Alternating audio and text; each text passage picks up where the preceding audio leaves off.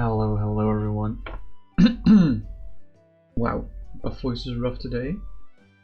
Not sure what that's all about.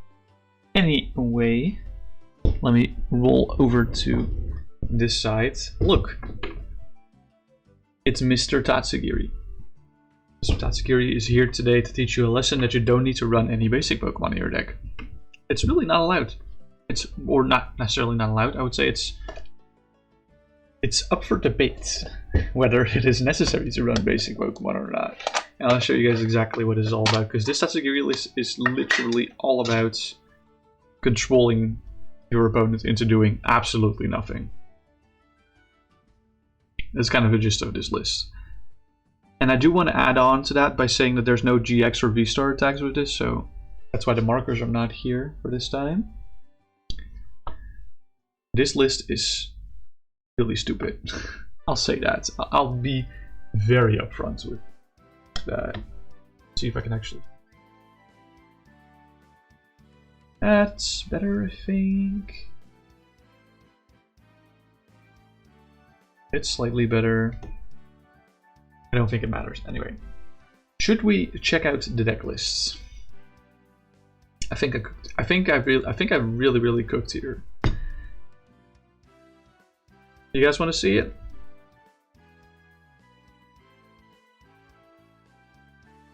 Also, yeah, good morning, good afternoon, good evening, and good night, wherever in the world you are. I hope you're having a fantastic day. I completely forgot to do my catchphrase. That's crazy. Anyway. Mr. Tatsugiri EX. Yes, I only own one, sadly. I am proxy gang. I don't care about using proxies at all. This here is a basic Terra Pokemon. With 160 HP, is a Dragon type, is a 2-price Pokemon, and it's a Terra, so as long as it's on the bench, it doesn't take any damage from attacks. Has 1 retreat cost, no weakness, no resistance at all. First attack surprise bump for fire and water, you do 100 shred. This doesn't really matter, it's all about that second attack. Cinnabar Lure. Look at the top 10 cards of your deck.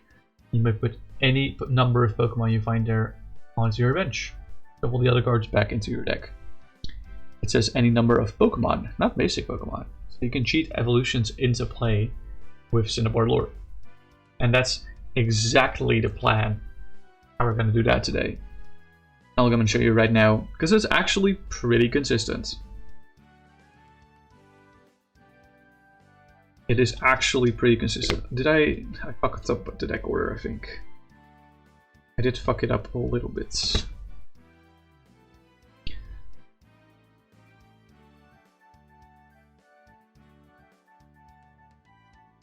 Let's fuck it up a little bit. Anyway, the card that's going to help us with this is Sparkling Crystal, our A-Spec. This is a tool that if we attach it to a Terra Pokemon, any attack it uses costs 1 energy less. 1 energy of any type less. That's going to really help to use that attack. Which means the attack will be only 1 fire, 1 water, or 1 fire, 1 dark, or 1 water, 1 dark energy. Darkness, sorry. Still, that's 2 different energies, and that's kind of difficult to get, isn't it? Well, it's not that difficult if you're aware of one of the most broken cards in this format, which is Double Dragon Energy. Yes, these are 4 real Double Dragon Energies. This is an investment. Double Dragon Energy is a special energy that can only be attached to Dragon Pokemon, and the card provides every type of energy, but only 2 energy at a time, but only, of course, while it's attached to a Dragon Pokemon. This card is attached to anything other than a Dragon Pokemon, it gets discarded instead.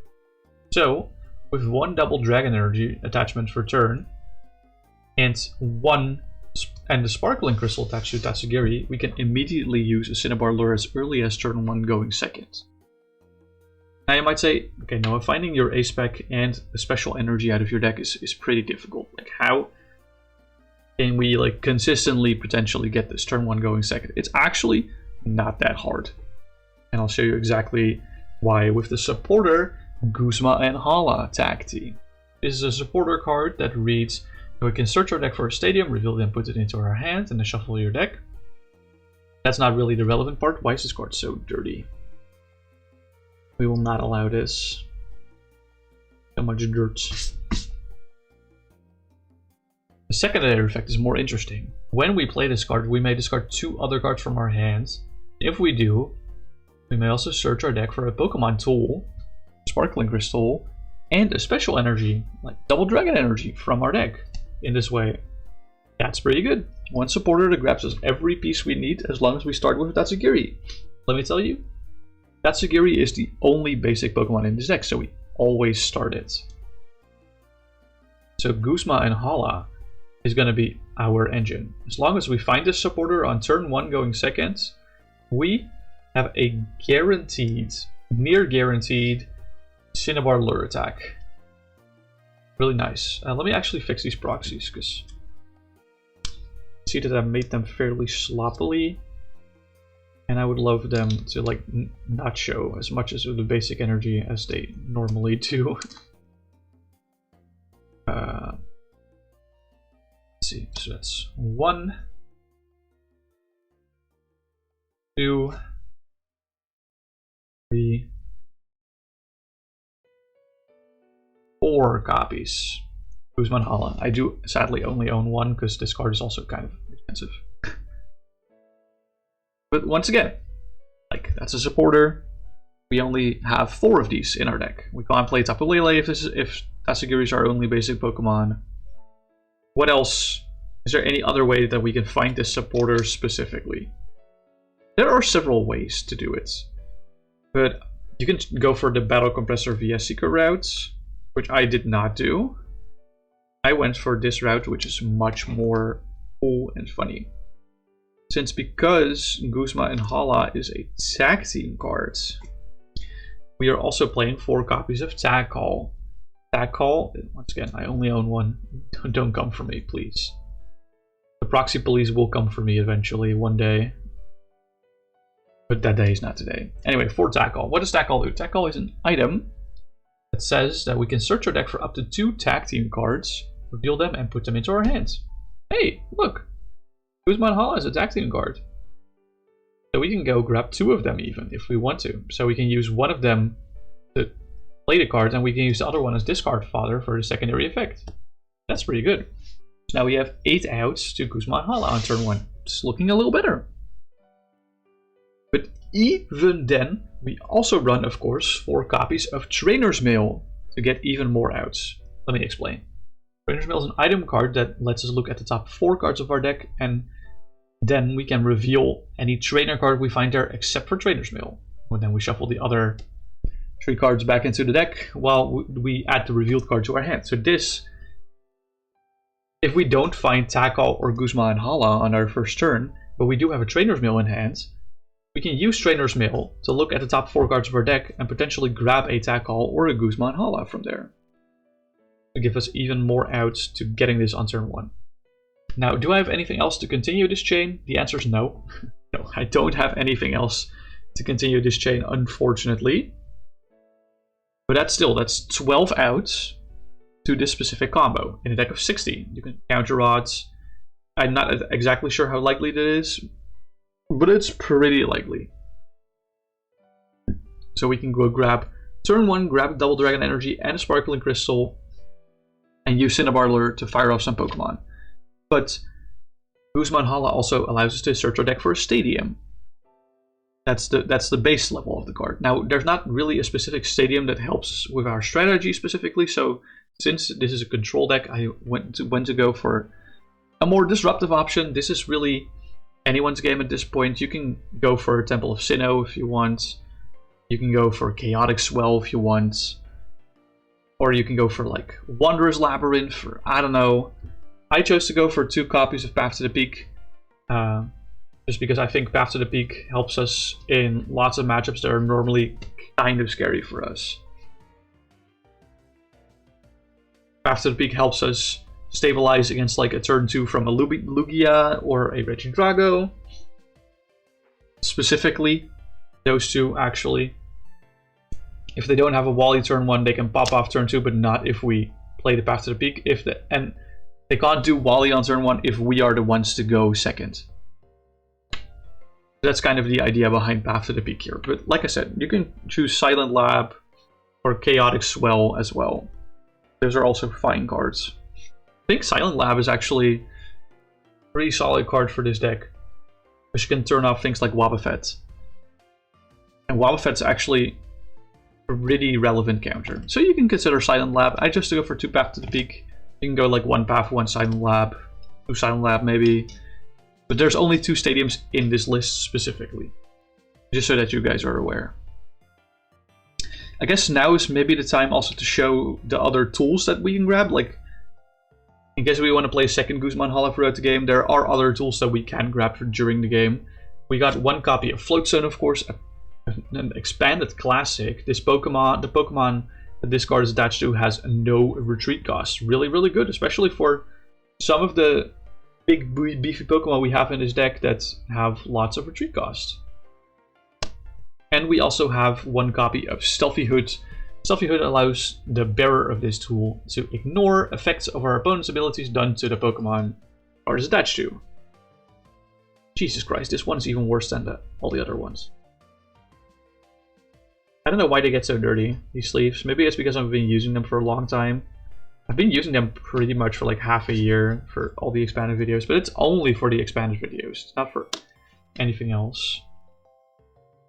See if I can move things over a little bit so I can make it a bit more clear what cards we're dealing with here. I think this is pretty clear so far, right? I don't think I have any names obscured. That's like the most important part.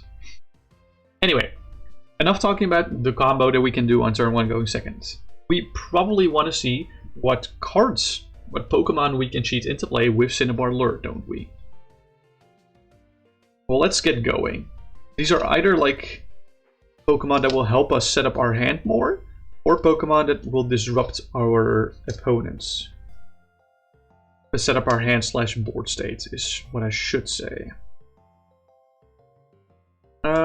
Why are these cards so dirty as well? I do not understand. I should have done this before stream. I am so sorry. This one is few smudges. This one also isn't that bad. Actually, no, it is bad. Never mind. Please hold. Suspense is killing you. I know it is. Have you guessed it already? Which Pokemon we're pulling out here? It's Vileplume. It's Irritating Bottle and Vileplume, the bane of everyone's existence. In case you're unfamiliar with this card, hello, this is Vileplume from Ancient Origins. It's a stage 2 Pokemon that has 130 HP and has the ability Irritating Pollen, which says that each player can't play any item cards from his or her hand. This item locks. It doesn't have to be inactive or whatever, it just has to be in play, but it also item locks us, the player. But that's fine. It's what I can reveal from now, is there's not a lot of items in this deck. You see here 4 Tag Call and 4 Trainer's Mail. Those are the only items in this deck. And like I said, these items are mostly for setting up our combo. Once we've set up our combo and put a Vileplume in play, we don't really need these cards anymore, aside from maybe finning. Like they can still be nice for finning down, but they're not like mandatory for our strategy anymore. So it's fine if we can't play those. They can become discard fodder for Guzman Hala or other cards that we need. Play that have a discarding cost. So yeah, Vileplume, absolute goat, useless attack, but it is what it is. Dude, 70 for 3 energy is so bad. I mean, I know it's an X and Y era card, but still. It's like absolutely terrible. Let's see, this next card is also very... These next few cards are also incredibly dirty. Especially on the bottom. Anyway, next card. We got 3 copies of Gallade here. Gallade is a stage 2 psychic type Pokemon with 160 HP. And has the ability Buddy Catch. Once during our turn, we may search our deck for a supporter card, reveal it, and put it into our hand, and shuffle our deck. Well, that's excellent for this deck specifically, because since we're item locking both players, we are mostly going to rely on supporters to advance our game state of denying our opponents anything whatsoever. Kind of the game plan. We're trying to take away as much from our opponent as possible, as much from their freedom of play as possible, without using items. So Galliot is an integral part to this deck, and if we don't get one set up, the game often feels very clunky and luck-based. So that's why Galliot is here. There are probably other cards that can do the same thing, but I wanted to use Galliot because this is a Psychic-type Pokemon. And the nice thing about Psychic-type Pokemon is that they don't lose their ability when Boba Fett comes into play. Like, if there's a Garbodor with a tool, yeah, we're cooked. But that's like the only thing.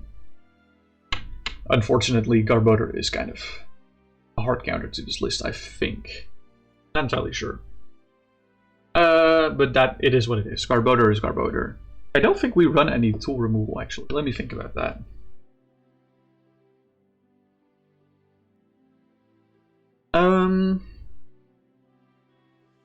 No, I don't think we do run any tool removal. Well, okay, we run one card.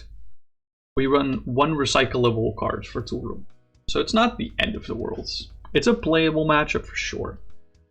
Anyway, next Pokemon that we can get off the Tatsugiri attack. It is the one and only Plasma Storm Magnezone. Classic, a control classic. If you're unfamiliar with this card, this is a stage 2 Pokemon with 140 HP, is a lightning type Pokemon, and has the ability Dual Brains. During your turn, you may play 2 supporter cards. Like I said, we use supporter cards mostly to advance our game state, to advance our board, and to disrupt and deny our opponent resources. So what if we could play 2 in one turn rather than 1? Seems pretty aight if you ask me. I don't think I need to explain much more about this card other than that, once again, the attack can be useful because it's you do 80 damage and then boss something up and then switch yourself out. So it's not the worst attack in the world.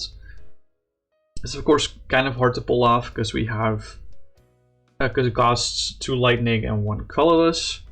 But we have means of attacking with the deck. I guess I can show you that right now, by the way. No, I'll show you later. It's reversal, but I'll show you later. There's an order to this that I need to adhere to, otherwise all the structure of the entire video is gone. Not of the video, of the live stream, I mean.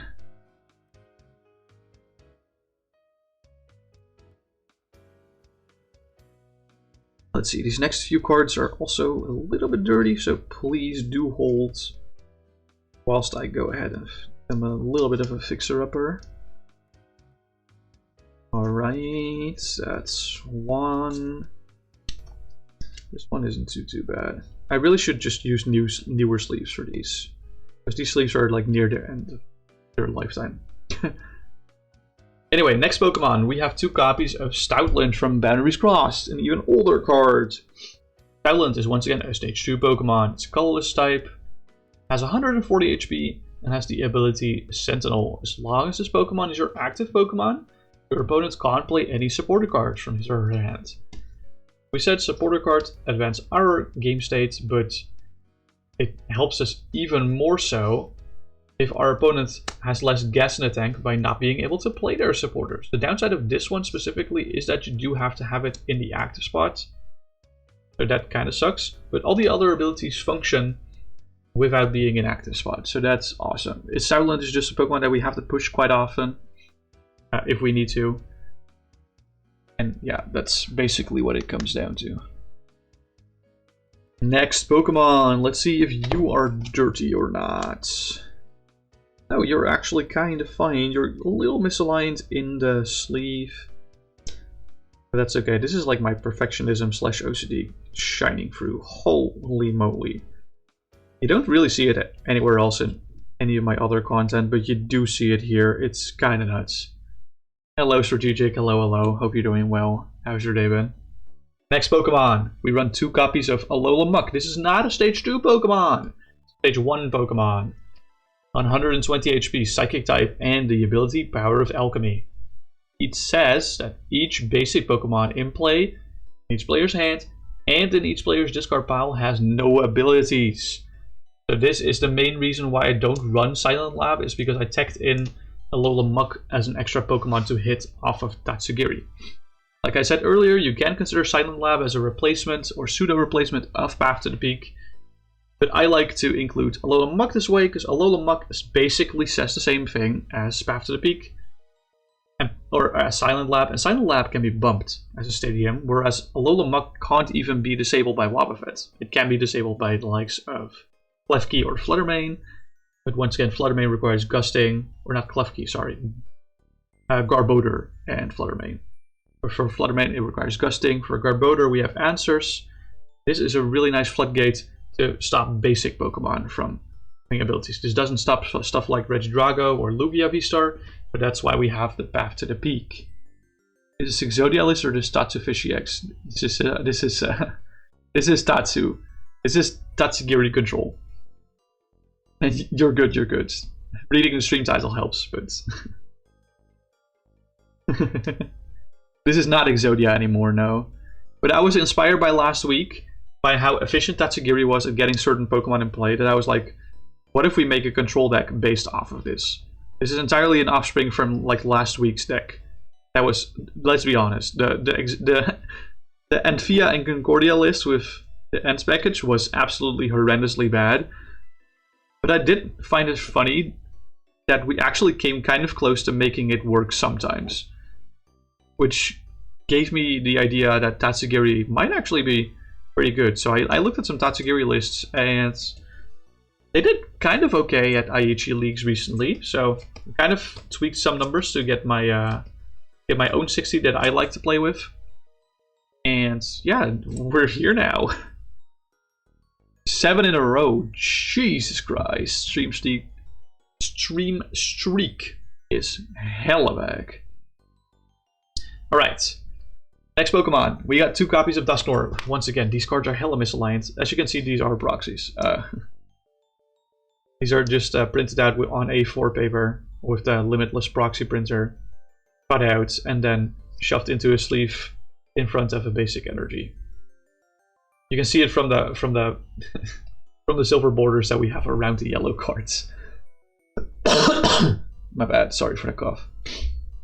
So Duskboy for Lugia? Yeah, it's not just for Lugia, it's for a lot of things. It also helps a lot in Regidrago. It also helps a lot in Iron Thorns. Dusknoir. By the way, I just want to say Iron Thorns is like a hella free matchup.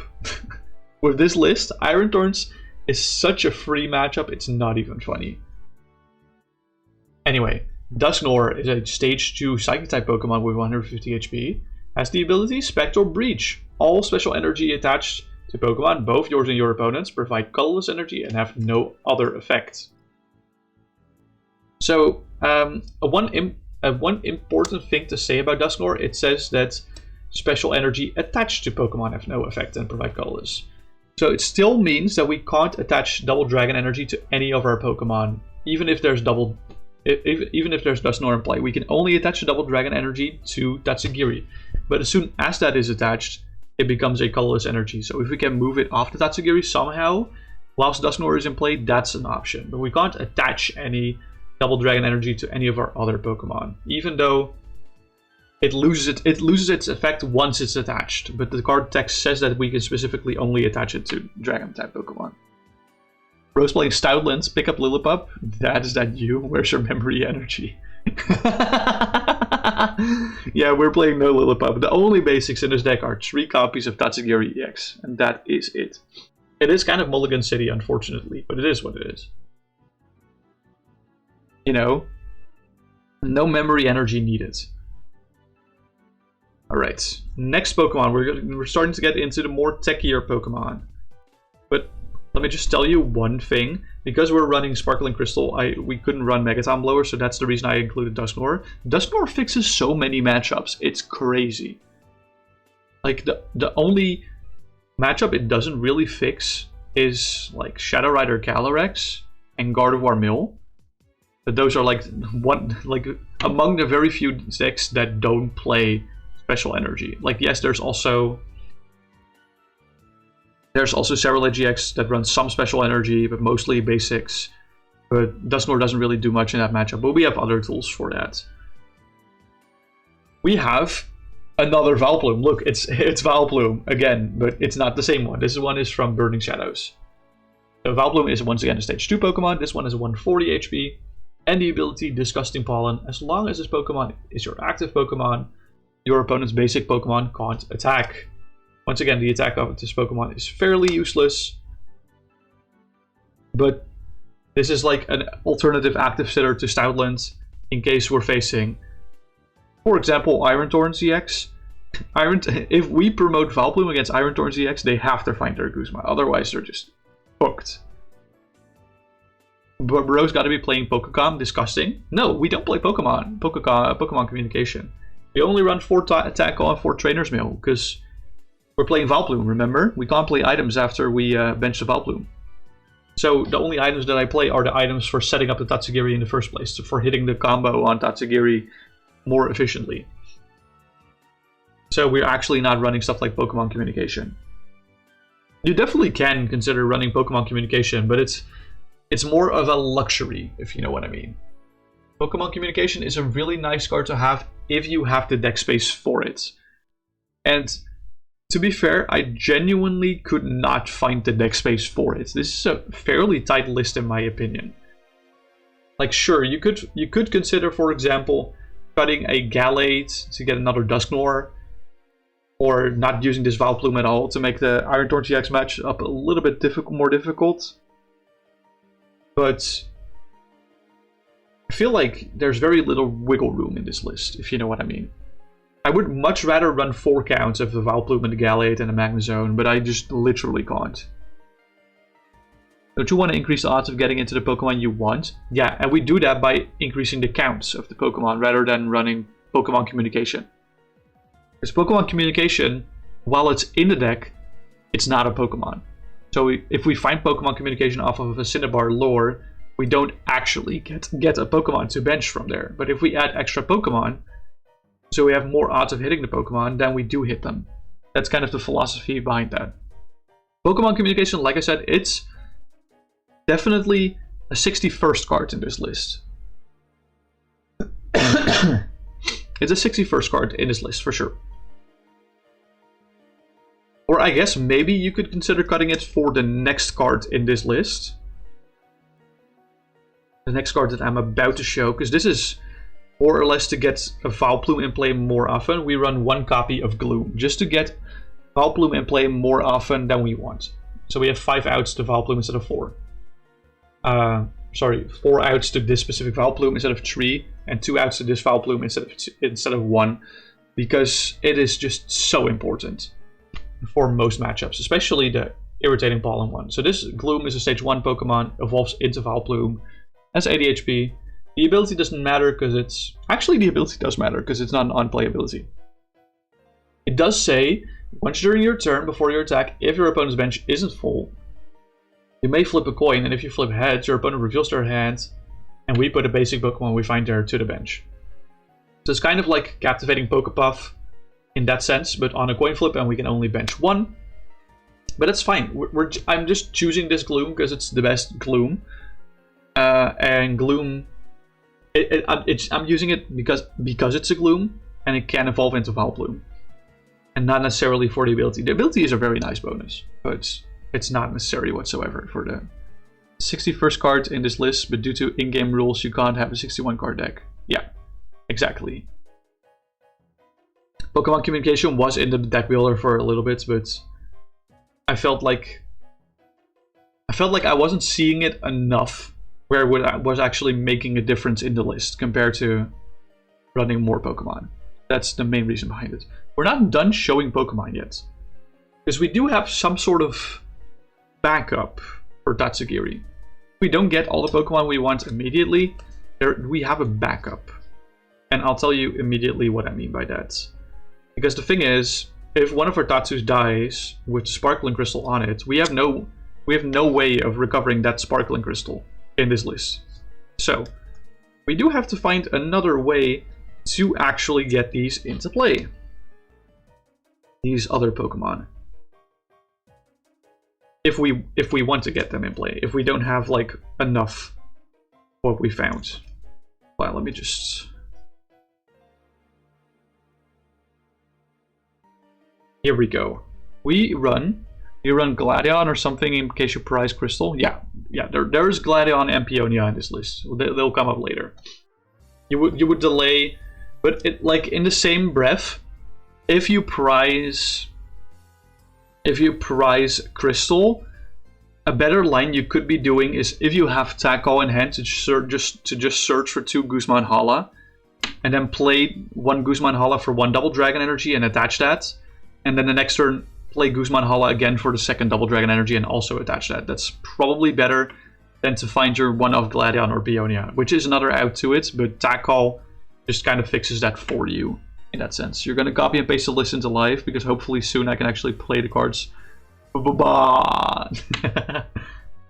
Sorry, I won't stall any further. Orbital is a 4-off in this list. Yes, can you believe it? This motherfucker.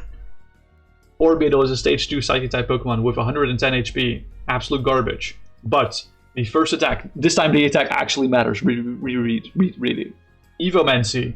For each energy attached to this Pokemon, search your deck for a stage 2 Pokemon, accept the Orbital, and put it onto your bench. Then shuffle your deck. Orbital is like the backup Tatsugiri. This is like budget Tatsugiri, kind of. Ideally, we want to get at least 1 Orbital in play in any given matchup. But if we find like 1 Vileplume, 1 Gallade, 1 Magnezone, 1 Stoutland, and 1 Dusknoir, we're probably pretty happy, dependent on the matchup. So at that point, we don't need Orbital. But if we miss any of those pieces, we can always get Orbital. And then use 1 copy of Reversal Energy when our Tatsugiri gets knocked out to get more than 1 stage 2 Pokemon, potentially.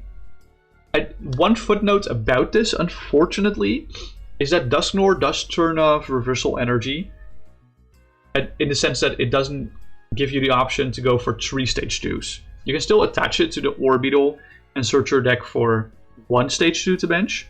It's better than nothing. But Dusknoir does make the Reversal Energy just a colorless energy. That's something I wanted to have set, just so that you guys are aware. So that's a little bit of anti-synergy in the list, but Dusknoir is like too good, and Reversal works too well with Orbital to not play both of them. Unless there's somehow like another card that can deal very efficiently with special energy, that we don't need Dusknoir anymore. But I doubt that's the case. Like, we're not gonna run 4 copies of Enhanced Hammer. If there's an ability that says like you can't attach special energy, something like that, then that's maybe worth considering, and then we can change this into a basic energy. But yeah, I don't know, man. I do not know. Anyway, this is all the Pokemon in the list. And we've talked about a few supporters already, like our setup supporters. I'm gonna now talk about the rest of the supporters, because the rest of the deck, this is the rest of the deck, and this is all supporters. This is all of the other supporters. Like we said, supporters are the way that we advance our game state, deny our opponent resources. So let's go talk about them. There's a lot of one-of supporters in this list, but I'll first talk about the supporters that are mandatory 2-offs. Yes, this deck does not run Versus Seeker, in case you're aware. Jesus. That's 1 persistent cough. I hope I don't get sick. Anyway, 2 copies of Team Rocket's Handiwork. My goats don't own this card, as you can see. I don't own a lot of these cards in the middle row. I think in the middle row, there's like 2 real cards, and it's a Reversal Energy and 1 Gallade, and that's it. Anyway, Team Rocket's Handiwork is a supporter that says flip 2 coins. For each head, discard 2 cards from the top of our opponent's deck. This is like our main win con. We ideally want to be decking them out to a point where they don't have any cards in their deck anymore. Because we can stall infinitely, but some decks just have way too many resources that we can't outstall them, so we do sometimes have to aggressively mill. That's what Team Rocket's Handiworks are for. We also run 2 copies of Hello? Can we cooperate? Yeah, no, this card is very dirty. I'm gonna leave you guys in a little bit of suspense. But you guys, y'all can guess what support... How about you try and guess what supporters are in this list? Like, I already named a few, of course, but... Try and guess what supporters are in this list. So, I think you guys would probably be wrong about what supporters are in this list. Gladion, yeah, okay. Gladion and Peonia, you guys know. But what other supporters? What other supporters do you guys think? I'm very curious to hear. I mean, I guess I'll show an obvious one. We run 2 copies of Lucamine. Xerosic. So we don't run Xerosic actually in this list. It's a nifty idea, but we don't run it. That's crazy, right? There's no space for Xerosic. We have 2 copies of Lucamine. Lucamine, of course, recovers up to 2 in any combination of supporters and stadium cards from our discard pile into our hand. So we technically, if we play a Lucamine, we can always recover the second Lucamine and then something else. So this means we technically have infinite supporters, but also infinite path to the peaks if we so desire. I think that the latter part is very backbreaking for some of the lists that you're up against. Hooligans, Jim and Cass, or whatever it's called, or you. No, they're also not on the list. Those are very spicy cards, but they are not in the list. Unfortunately. Hooligans, Jim and Cass would be very funny inclusion, actually. I do like that. I might actually add that to like a revised version of this list, because that card is very awesome, and I like it. Anyway. Next, Hiker is also not in this list. They're naming a lot of great supporters that are like just not in. This is kind of like the main takeaway I wanted to give. This section of the deck profile is very tweakable to your personal liking. If you'd like to play with certain other disruptive supporters, go ahead. I feel like these 4 and these 2 here are very mandatory, but other than that, the other supporters are very tweakable for your own playstyle. And that's what I recommend doing. Please go try out Hiker, go try out you, or Xerosic, or Hooligans, Jim and Cass, because those are all not on the lists.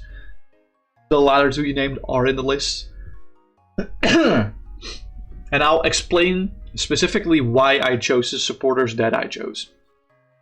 So don't worry about that. Anyway, 2 copies of Cynthia and Caitlyn. The reason I chose for 2 copies of this card specifically is because we run 4 Tag Call. Tag Call can search our deck for 2 tag team cards. And Cynthia and Caitlyn is a tag team card. I was also considering running a Belelba and Bryson Man. But I figured Team Rocket's Handiwork we already have 2 copies of. And Belelba and Bryson Man is really disruptive. If like the Belelba and Bryson Man is better for bench disruption, but we don't want to disrupt our bench, is the problem. Copy and pasted the list. I could just fucking look with my eyes. Yeah, you could. Anyway, Cynthia and Caitlyn is a supporter that reads that we can put a supporter card from a discard pile into our hand, except for Cynthia and Caitlyn, or a card we discard with the secondary effect of this card. The secondary effect of this card is that we play this card, we may discard another card, and if we do that, we draw 3 cards from our deck. Oh, bro's just gonna cheat. Bro's just gonna cheat. I see what it is. So this will alleviate the pressure on our Lucamines to always recover a Lucamine. We can always use Cynthia and Caitlyn to recover a Lucamine. Or we can use Lucamine to recover a Cynthia and Caitlyn. This also helps us draw a few more cards if we need to, discard some awkward cards out of our hands. Like, for example, Tag Call in mid-game. We don't need that. We can use Cynthia and Caitlyn to discard that. Especially the items, because we can't even play them with Valploom. So Finning is winning. Next up is indeed Mr. Faba. Faba the GOAT. I do want to say, I feel like Faba should be like a one-off in almost every list in Expanded, if you want to take it seriously. If you just want to build meme decks, you don't have to, of course. But I feel like Faba should be in like 95% as a one-off. 95% of builds in Expanded periods. Faba chooses a Pokemon tool or special energy attached to one of your opponent's Pokemon or any stadium card in play and puts it in the Lost Zone. As you can see, this is Tool Hate, Special Energy Hate, and Stadium Hate, which is like 70% of the format. 70% of the broken stuff in format. Baba backwards is ABAF. What does that stand for? Ultra Necrozma just dies. Yeah. Ultra Necrozma is just perished. And it puts it in a loss zone, by the way, not even a discard. It's crazy. It means nothing but funny. Okay. Okay, okay, that's a little silly, but I do like that. That was, I don't know why that made me laugh, but anyway. Next supporter, we have run 1 copy of Gladion. Gladion is our main way of prize interaction. We can switch Gladion with any of the prize cards that we have. We can even look at the prize cards we have. But the thing is, Gladion has to go to the prizes when it's played. And since this deck specifically does not intend to get prizes, Gladion especially becomes really, really powerful. In combination with the next card that we're going to talk about, Ionia, which is a little bit dirty, so please give me a second. Ionia! Ionia puts up the 3 prize cards into our hand, and then for each prize card we put in our hand, we can put a card from our hand face down as a new prize card. So Ionia can allow us to get a 50% chance of getting Gladion back into our hand, or just getting other cool prizes into our hand.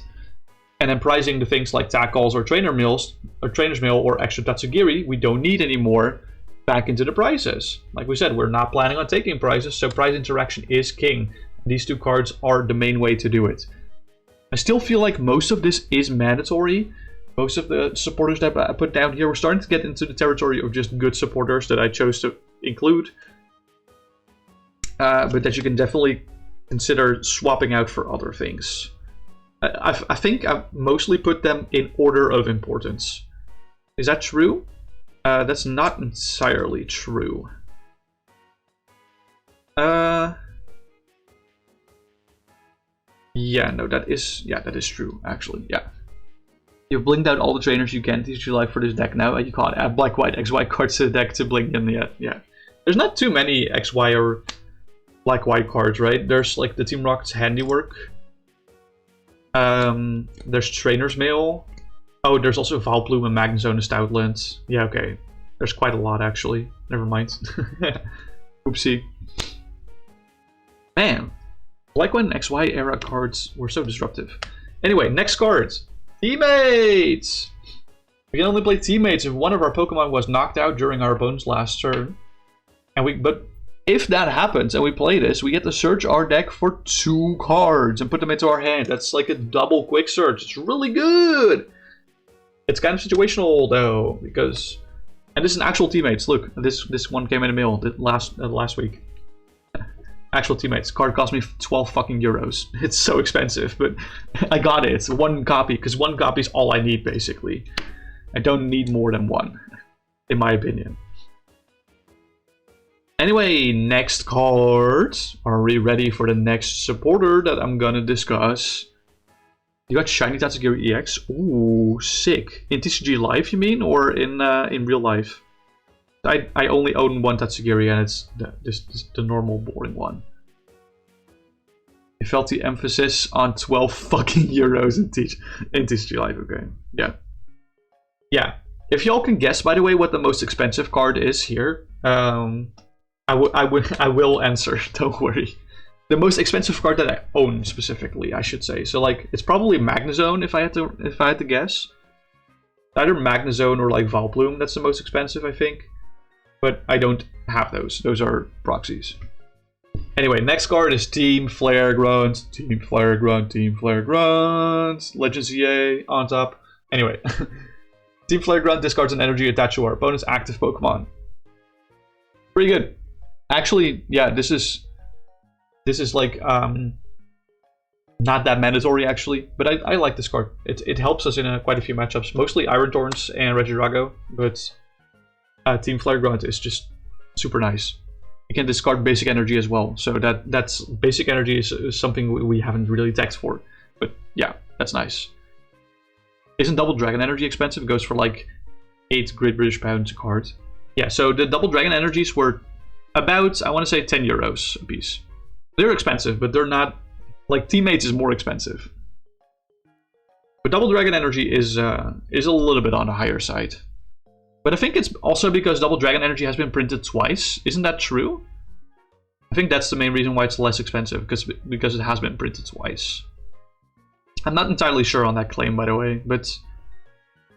Don't ruin Legend CA for me, I haven't finished it yet. I just said Team Flare Grunt because it's a Kalos game, and Team Flare is from Kalos. Chill out, okay? We all know Mabel is in the game. Mabel is an old member of Team Flare. That's nothing new. X and Y is like fucking 13 years old at this point. I feel old saying that, holy shit. I just said Team Flare Grunt because they're from Kalos, and ZA is Kalos. Anyway, actually, yeah, Team Flare Grunt is actually probably less mandatory than discard. I wouldn't say mandatory, it's less good than discard in the list that I'm about to show you, but I like it because it's more versatile, or not more versatile, it's less versatile but more efficient than the card I'm going to show you now that I do think is more important for this deck. It's Plumeria, indeed. Plumeria does the exact same thing, but we have to discard 2 cards from our hand. So why do we care? Well, we care because we can discard an energy from any one of our opponent's Pokemon. It doesn't have to be the active Pokemon.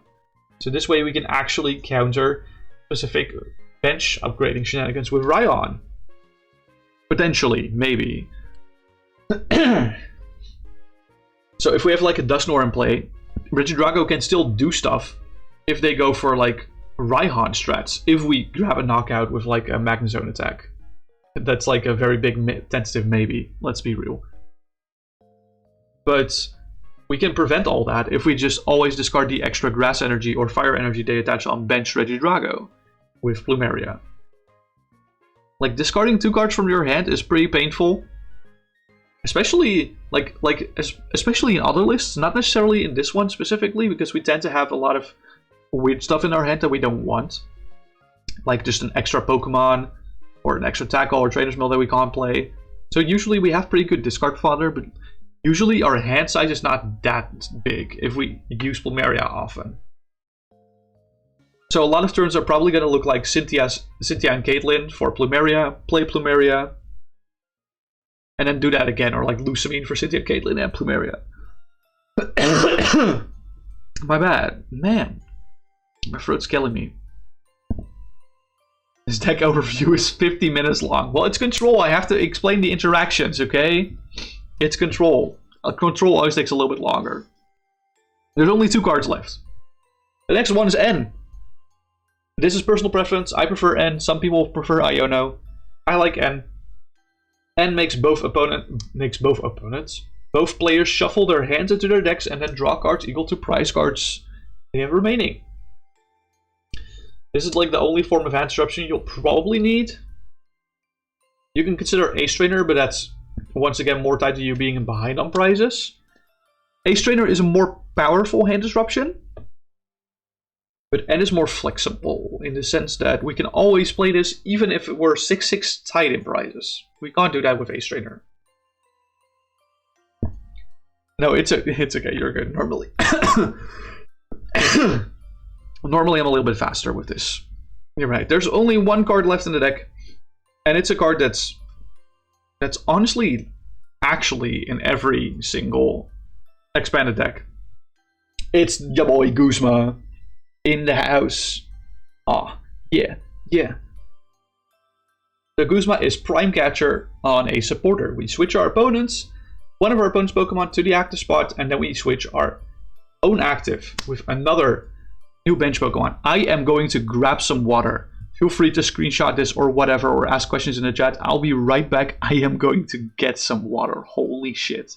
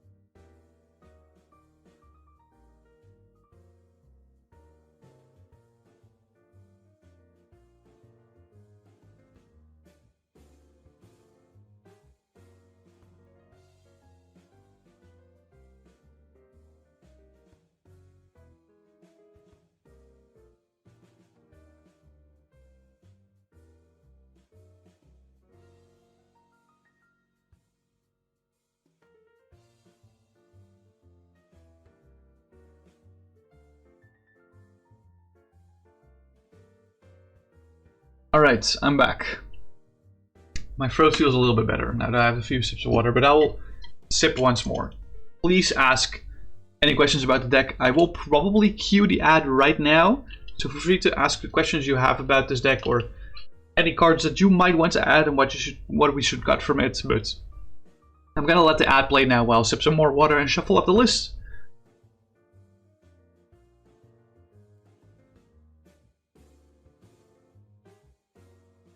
Alright.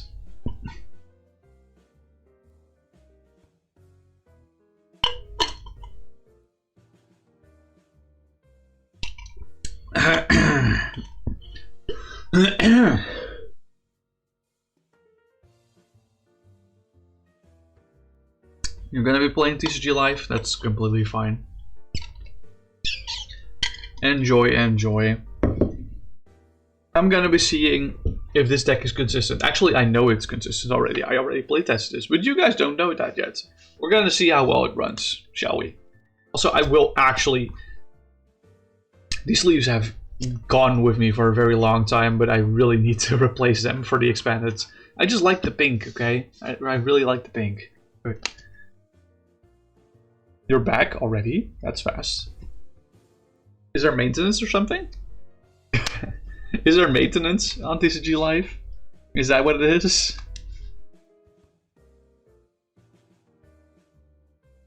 Anyway, let's go shuffle up.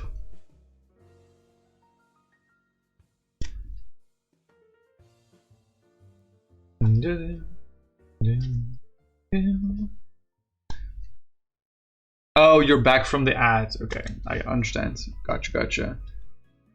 You're gonna have me on in the background, don't worry. Aw, thank you, cutie. Appreciate it. Alright. And like I said before, I will explain most of my thought processes for this list, but since we have an imaginary opponent for this tabletop testing, some of the explanations are going to be a little bit wishy-washy, so just be prepared for that. Like, we have to assume a fair amount of things from our opponent's board state that we can't see right now because we don't have an opponent that we are playing against. So that's something, so please bear with me on that. Wishy-washy the Pokemon? Yeah, sure. Whatever. Whatever, man. Okay, so let's flip a coin to see if we're going first or second. Let's say I would call tails. I want to call tails. And we get tails. So I'm going to choose to go second. So let's get our opening 7 cards. There we go.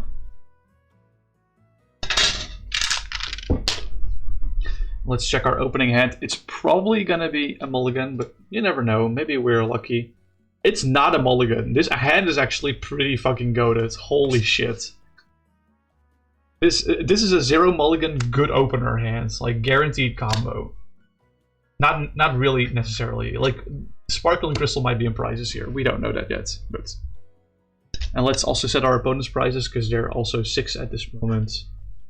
It's actually probably better to lay our prizes out like this, so that they're more interchangeable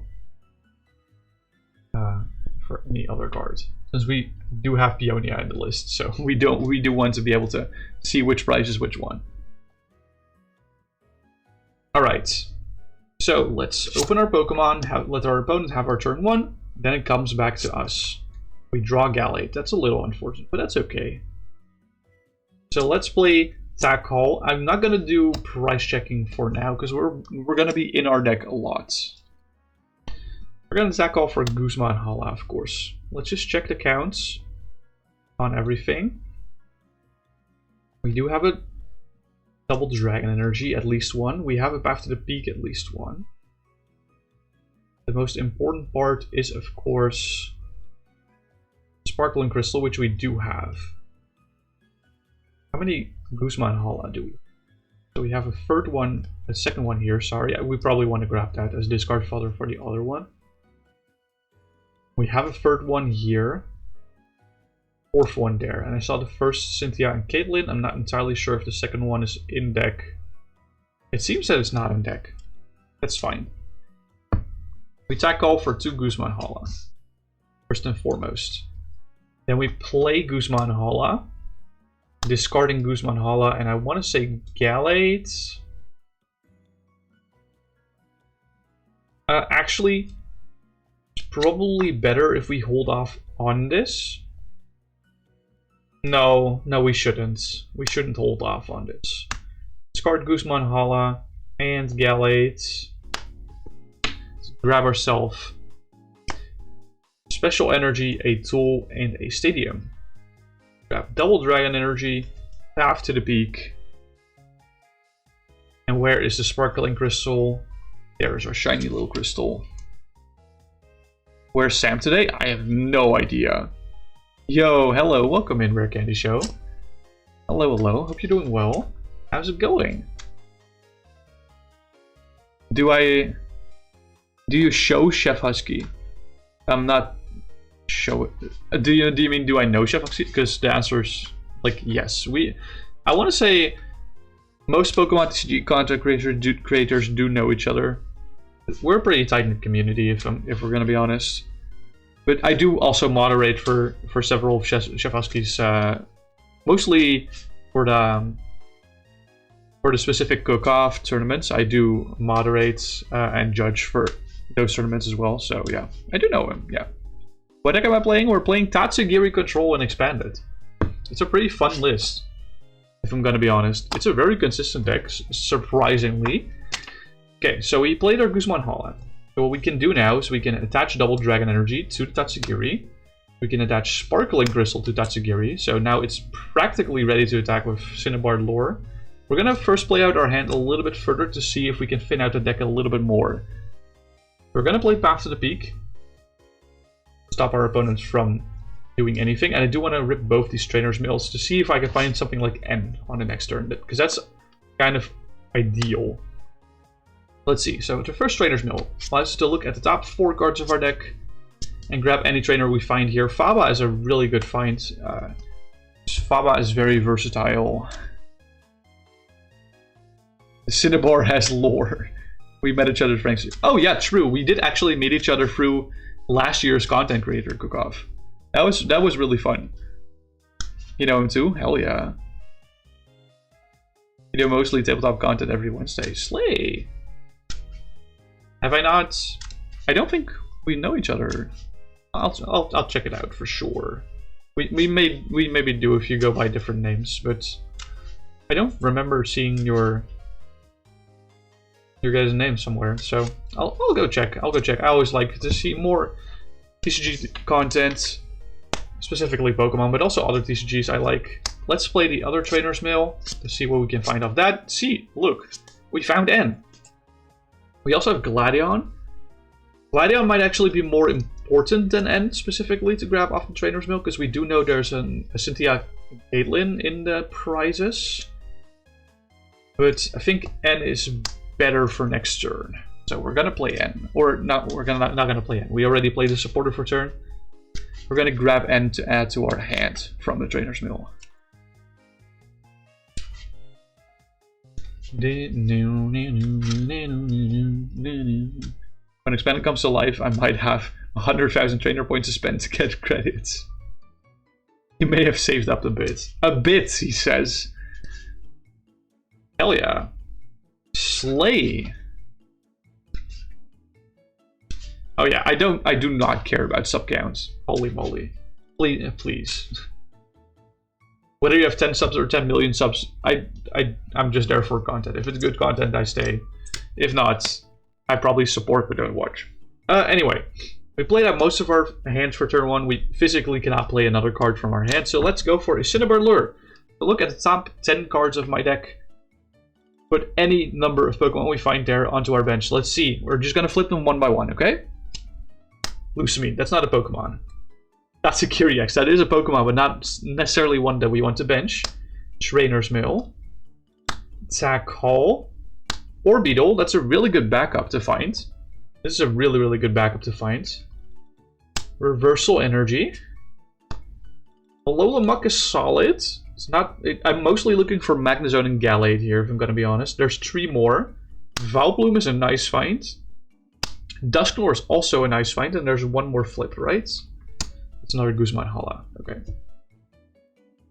So among these 10 cards, we definitely want to be benching Dusknoir and Vileplume and Alola Muck, 100%. Also Orbeetle. We're not benching the Tatsugiri. We're not going to do that. We're going to shuffle the rest back into the deck. Sub is irrelevant when you love making content. Exactly. Subs are indeed irrelevant when you love making content, which I do. That's the reason I'm still doing it, even though like there's not a large influx or outflux of viewers or watches or subscribers or whatever. I don't care. I just love the game, and I'll keep making content for it. Probably. Well, okay. If real life is very, very busy, I can't make content for it, but still. Okay, that's our turn. Let's be incredibly pessimistic and assume that Tatsugiri EX will faint this turn, or be knocked out by our opponent. It is, after all, their turn 2 going first, so let's say that Tatsugiri EX is knocked out. Tatsugiri goes to the discard pile. Our opponent's now in 4 prizes, and we're definitely going to be pushing Orbeetle here. Orbeetle's active, so neither player can play any item cards. Spectral Breach blocks special energies from doing anything other than being colorless, and Power of Alchemy blocks basic Pokemon's abilities everywhere. You do this shit because you love it. Hell yeah, exactly. Okay, let's draw for turn 2. Find Stealthy Hood. Okay, Stealthy Hood is really good. So if we don't, if we're playing against a Garbodor list, this one is mostly important. We want to attach a Stealthy Hood to something that we want to stay active, an ability that we want to stay active even through Garbodor Lock or Wobbuffet or whatever. Now these 2 can't be affected by Wobbuffet, so I will be attaching the Stealthy Hood to Vileplume so that Vileplume can't be turned off by Wobbuffet. And actually, Wobbuffet is already turned off by Alola Muck, so Wobbuffet doesn't even do anything to Vileplume, which is really funny. Anyway, the rest of our hand. I think since our Tatsugiri got knocked out, we kind of have to play teammates.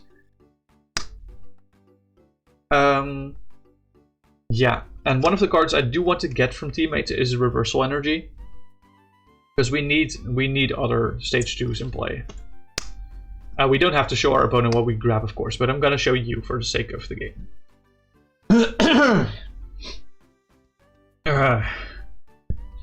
What other card are we gonna grab? It's really a tough decision, especially since we're probably gonna be playing next turn. I think I would like the option of Gladion in our hand for next turn.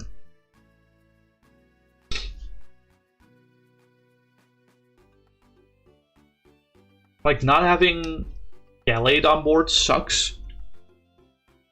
But Gallade's not as important as Magnezone. Hello, Katamayo. That is indeed a Noah. Yes. By the way, thanks for making this list. I didn't realize I didn't have Stoutland on TCG Live, so I dreamed a couple copies. Hell yeah, let's go. You'll love to see it. Okay, teammates goes to discard. These 2 cards go to my hand. Can I build GLC decks on Pokemon TCG Live?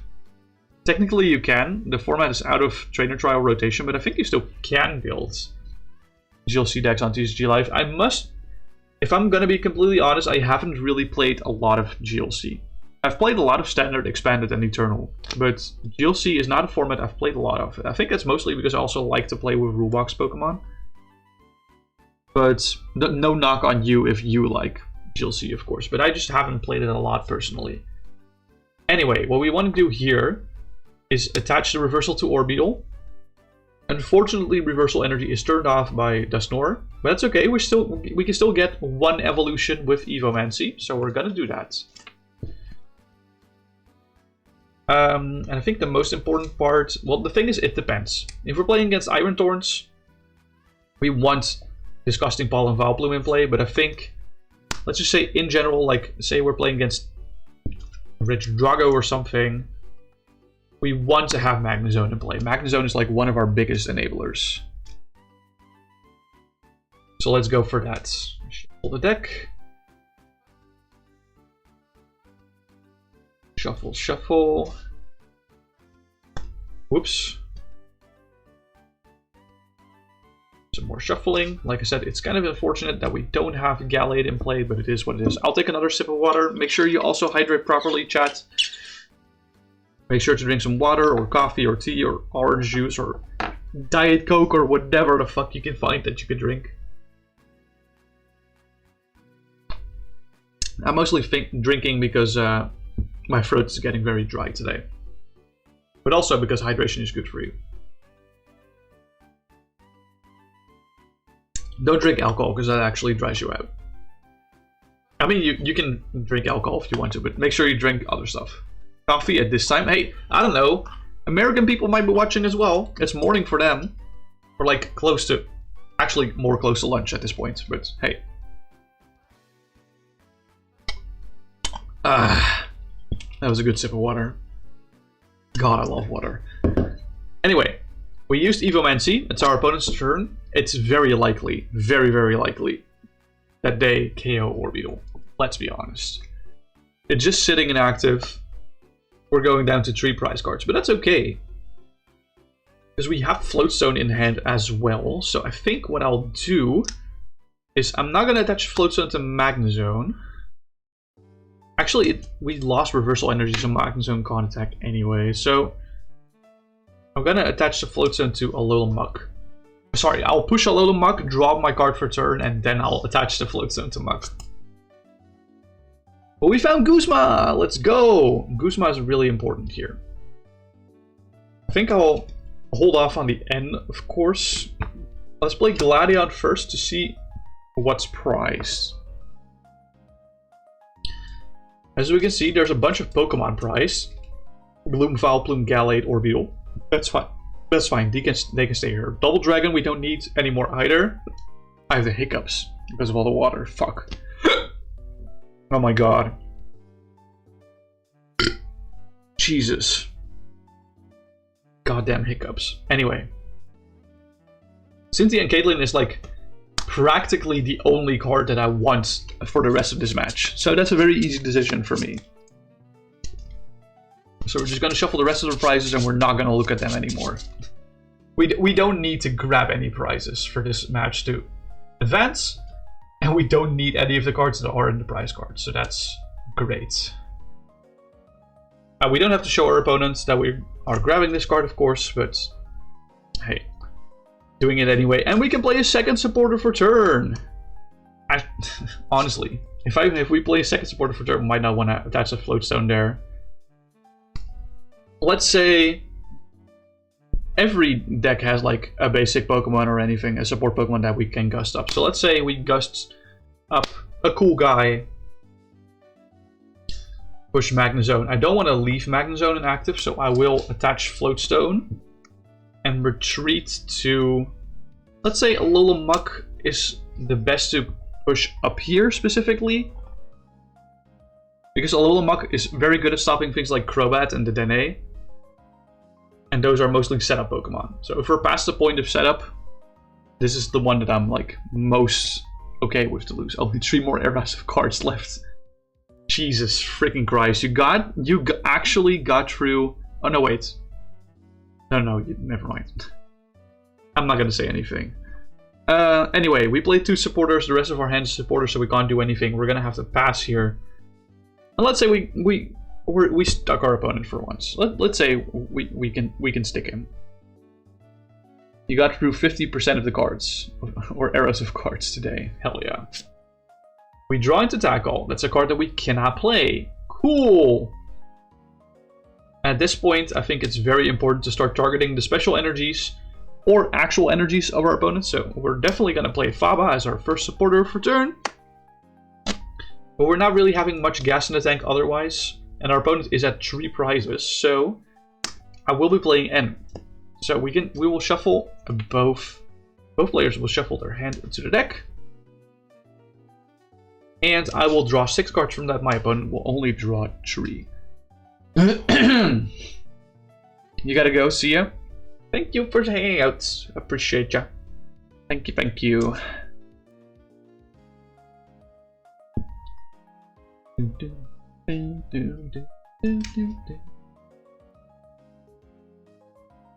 Alright, let's give it a good shuffle. Or we draw our 6 from these. Let our opponent cut us if we want. 1, 2, 3, 4, 5, 6. Okay, so we got 3 useless cards in our hand and 3 good cards in our hands. Awesome. So we play Faba and N as our supporters for turn. I'm pretty sure our opponent is a little stuck now, so we're just going to pass. They're probably going to do some things, but not really affect my board state. We're going to draw for turn. So Guzman Hala is interesting. I don't really want to play that right now, but if my stadium gets bumped, that's maybe a nice way to thin my deck and also grab the next stadium. What we definitely want to do is we want to see more options. So I will play Cynthia and Caitlyn. Discarding a Magnezone from my hand. So this means we can recover a supporter card from our hand, from our discard pile into our hands. That's... Teammates is interesting. It's probably best to get Faba back for now. And we're allowed to draw 3 cards because of the discard from Cynthia and Caitlyn. We draw into Dusknoir, special Double Dragon Energy, and Team Flare Grunt. Team Flare Grunt is really good. Boop! Discard energy. Your turn. They pass to our turn. Let's say, make it spicy. They bump path. We draw for turn. We're getting once again a lot of Pokemon that we don't really need. So let's play Guzman Hala. Discarding Dusknoir and Valplume. We go search our deck for a special energy, a tool, and a stadium. I'm pretty sure we have no tools left. Oh my god, it would have been the fucking top deck. But we can grab a Double Dragon Energy to Finn and a Path to the Peak. As you can see, our deck is getting a little thin, but we are truly never going to run out of cards to play with the amount of recovery that we run. Don't you worry about that. The fact that Magnezone enables us so much is really, really nice. Okay, so we found another Path to the Peak. Let's play Path to the Peak. And since we really want the Path to the Peak to stick, let's play Lusamine to recover Path to the Peak. And let's say Team Flare Grunt. Actually, I want Cynthia and Caitlyn back from this. There we go. We add those to our hands, and then we once again pass our turn. Grunt's probably stumped for a little. Okay, we draw into Lusamine anyway, that's fine. Let's see. We probably want to play Faba. It's very important to once again disrupt some special energies. And then let's Lusamine back Lusamine and Faba into our hands. The Lusamine loop is starting. Hell yeah. That's our turn. We go to the next turn. We play Faba. Lost zone something again. We play Lusamine to grab Faba and Lusamine back into our hands. And we pass our turn again. We can do this for a few times. Let's say we do it one more time, like Faba. And then Lusamine for Faba and Lusamine. So that now our opponent, all of our relevant Double Dragon. I think I did this, how many times? Yeah, I did it 4 times now in total. In Faba, so our opponent has no Double Dragon energies left, which is really nice. Okay, we once again pass our turn, of course. Draw the next one. Right. Let's play Cynthia and Caitlyn. Discarding Orbeetle to grab. Do I want to grab Lusamine back? At this point, I want to grab Team Flare Grunt back. And we draw 3 cards. As you can see, we're building quite a large hand size now, thanks to the repeated Cynthia and Caitlyn. and just a lot of turns passing by in general. So that's really nice. If we had Gallade, we would go through our deck even faster, but that's fine. Okay, so we played one supporter, the Cynthia and Caitlyn. And then let's play Team Flare Grunt to disrupt our opponents a little bit. Pass the turn. We draw for turn. We can Lusamine for Team Flare Grunt and Lusamine. And then we can play Team Flare Grunt, pass the turn, Lusamine for Team Flare Grunt and Lusamine. And Team Flare Grunt. Dude, the Lusamine loop is so fucking disgusting. If you have Magnezone in play, you're literally infinite supportering. It's so crazy.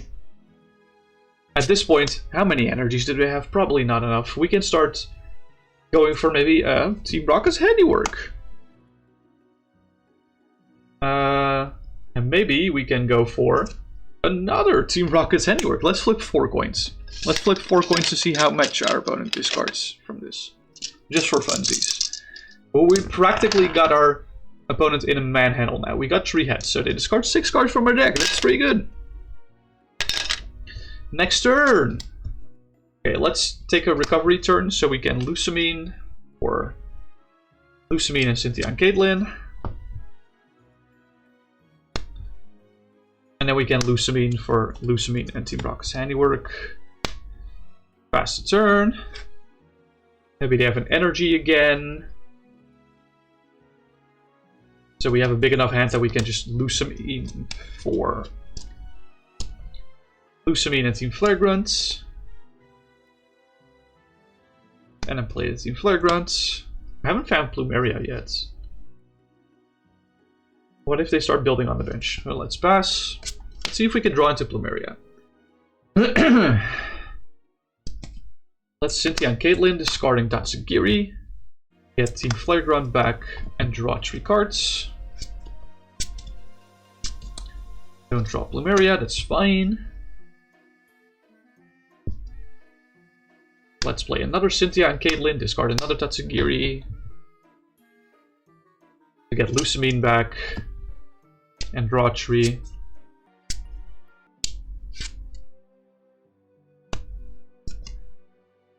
That deck out. Okay, cool. I didn't realize we're that close. We were that close to deck out. I should have chilled probably. Anyway, if we assume we have 1 more card in our deck, I know this feels like cheating. I know. I just should. This technically counts as a loss. Okay, so next turn we draw a card for turn. Play Plumeria, discarding 2 cards from our hand to discard one of those fellas. And then we play N that I don't have in hand. Okay, let's just see if we can get a good setup on the next game. Okay, I heart choked there. Let's be honest, I heart choked there. Should have recovered N eons ago. Maybe Marnie's better. Loki, I think Marnie might be better for this deck than N. But N is funny. And I like N more than Marnie. So we're gonna keep N in the deck. After shuffling, I will once again take another sip of water. Make sure you also drink plenty. Alright. Gotta give it a thorough shuffle, of course. Give it a thorough shuffle. Shuffle, shuffle, shuffle.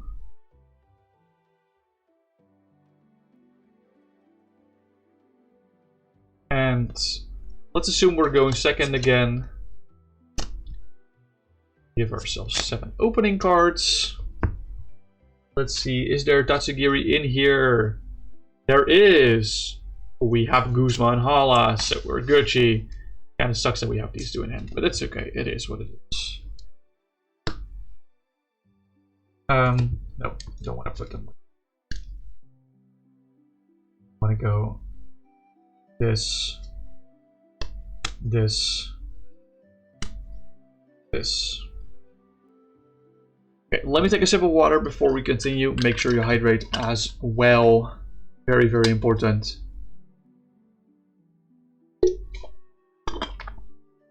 Ah, good shit. I swear I'm not drinking alcohol. It is actually water. But when water is cold, it hits so nicely. Especially if you're in a warm room. Anyway, flip over. Opponent has turn 1. Now we go for our turn 1. That sucks, that top deck. Holy shit. We're gonna play Guzman Hala. And you know what? We're gonna discard. I think we're gonna discard Lucamine so I can start the Luca cycle as fast as I want without having to think about, oh, I have N in hand. I'm gonna shuffle the Lucamine away. I will discard the Magnezone in this instance. We're gonna go for a deck check. We got Sparkling Crystal. We got double Dragon Energy. And we also got the second Path to the Peak. Nice! Let's see what else is priced. And Caitlyn are neither priced. Lucamine's also not priced. Awesome. Teammate's not priced. Plumeria not priced. Those are like the important ones in most matchups. I haven't looked at what Pokemon were priced, but we're just going to see what we get from the gamble, of course, from the lore. Because we don't really have control over what we get from the lore anyway. Right? That's kind of like the gist of it.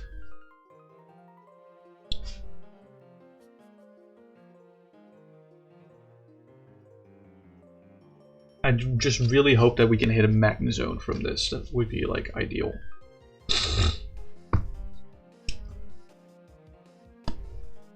Go. Attach the Sparkling Crystal and the double Dragon Energy to Tatsugiri. Play the Path to the Peak. I don't like this layout. I see some people doing that layout, but I like this more. Ooh, pardon. By the way, I forgot to put down the number of our opponent's prize cards. We have nothing else to be playing here, so let's just go for Cinnabar Lure. We find Magnezone. Huge. Off rip the first one as well. There's only 3 in deck. And Vileplume off the second. That's crazy. That's really nice. Those are like the 2 most important ones. If we can find Gallade at some point, that'd be awesome. 4, 5, 6, 7, 8, 9, 10. We find another Vileplume. Okay. So unfortunately, we didn't really find anything else other than Vileplume and Magnezone. But I will bench both the Vileplumes in this case. So I can push one of the Vileplumes if needs be.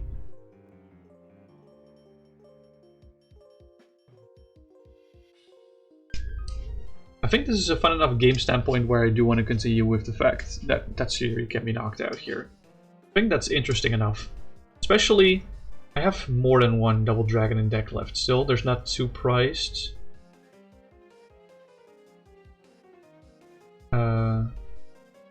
Yeah, no, there are 2 Double Dragon priced, but that's okay. We can fetch Gladion. We don't have Gallade in play, so this game will be on the tough side. This game will definitely be hella tough, but that's okay. Alright, let's assume our opponent KOs the Tatsugiri. They're not being controlled yet, so what will we push here? Let's push Vileplume. Draw a card for turn. We have Cynthia and Caitlyn here. That's actually not a bad top deck whatsoever. Actually, N is maybe better though. No, I don't think N is... yeah, N is better actually. Let's play N. Shuffle our hand into our... Like, the draw from Cynthia and Caitlyn is nice, but I'd rather keep the Lucamine in discard, and I don't want to recover the Guzman. You know what I mean? I'd rather play N to just get more chances on seeing fresh cards here, especially since my deck is so thick still. It's very unlikely that I'll draw into the cards that I just had in hand. So ideally we draw into like Tatsugiri EX, Double Dragon Energy, and Gladion or Peonia. But that's like a wish, of course. And we get our opponent to 4 cards in hand, which is really nice.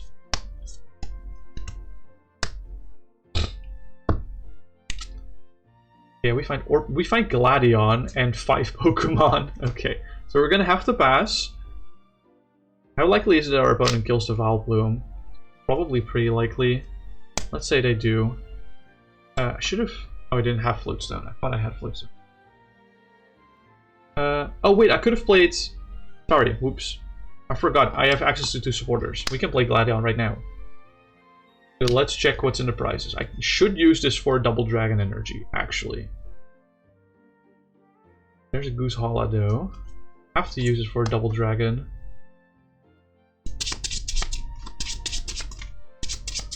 Let's just really hope that we top deck another supporter. Really hoping that we top deck another supporter. Trying to manifest it. Then we pass our turn and Vileplume gets knocked. We push the other Vileplume. That's a tackle. I can't play that. Unfortunate. We're gonna have to pass. Our opponent will probably knock the Vileplume. We have to push Magnezone and draw. And that's game. That's so sad, bro. That end hand was diabolical, bro. I could have gone for the Guzman Hala, but that, once again, the best it would have gotten me was like Floatstone. Yo, hello Ben. Welcome in. Hope you're doing well. I'm doing pretty alright, thank you for asking. I'm doing pretty aight. I love playing this deck. It's so silly. It's somehow so consistent, but also not.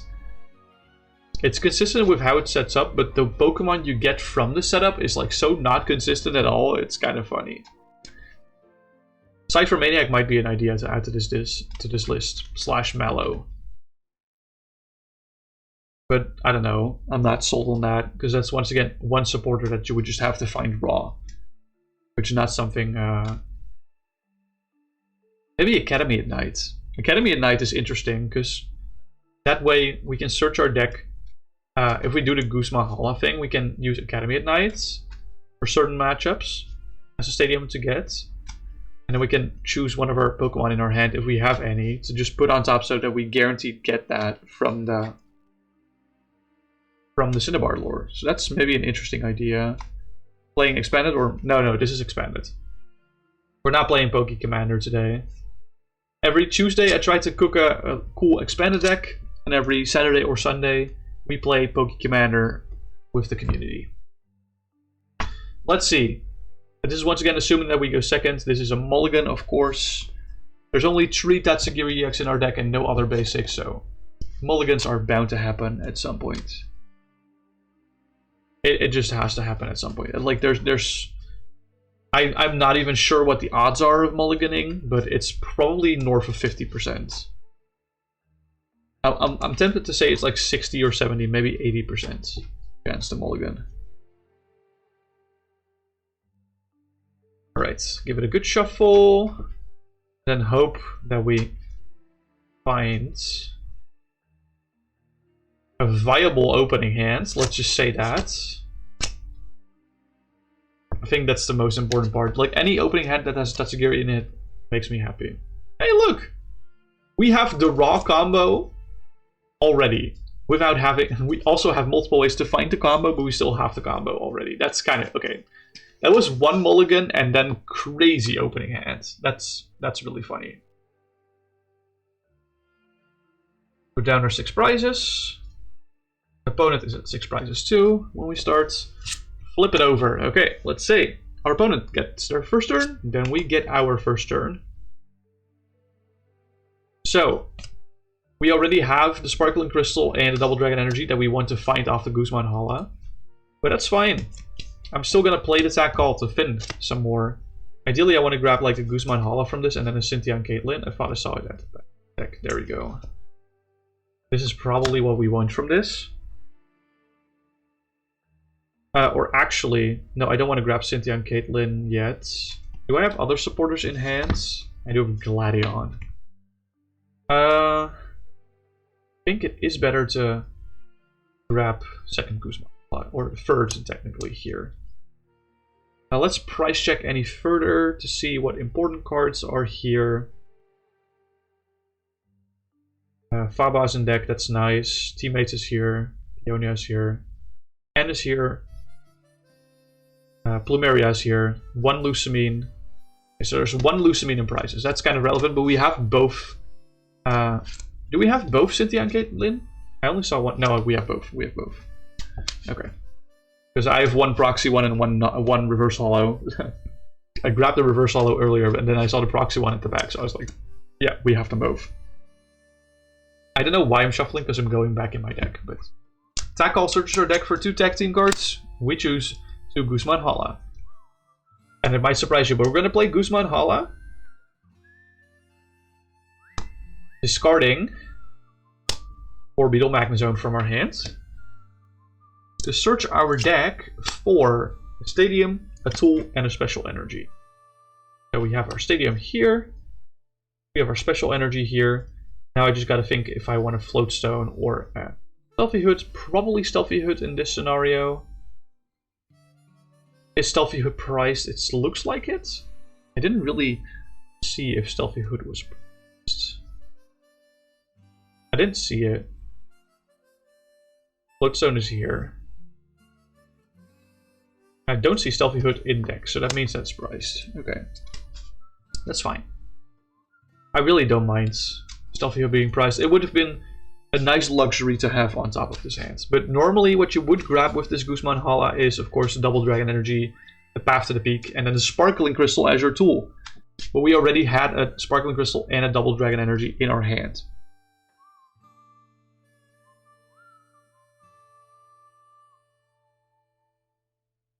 And you can also choose to do this not with a build of Guzman Hala, but for like Chorus's Tenacity, down stores that will also grab you this entire combo. But I like this one because Tackle can search for Guzman Hala first and foremost, but it can also search for Cynthia and Caitlin, which is really nice.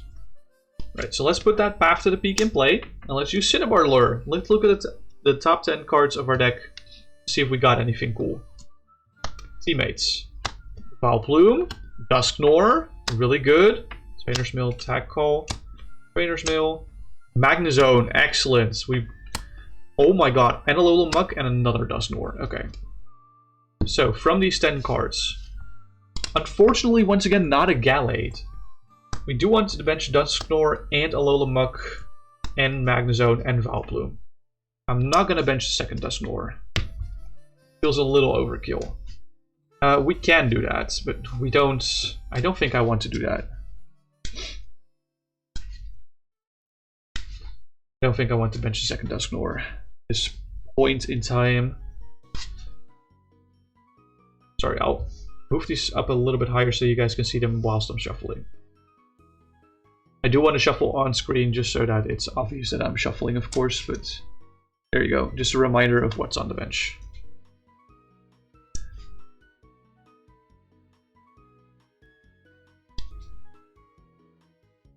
Alright, that's our first turn. Let's assume after turn 1 that they KO Tatsugiri. Because it's their turn 2 going first, so they likely have a KO on Tatsugiri. I will push Dusknoir and draw a card per turn. We can play 2 supporters in our turn now. So let's first play Gladion to see what's in prizes. I think there's quite a few important things in here.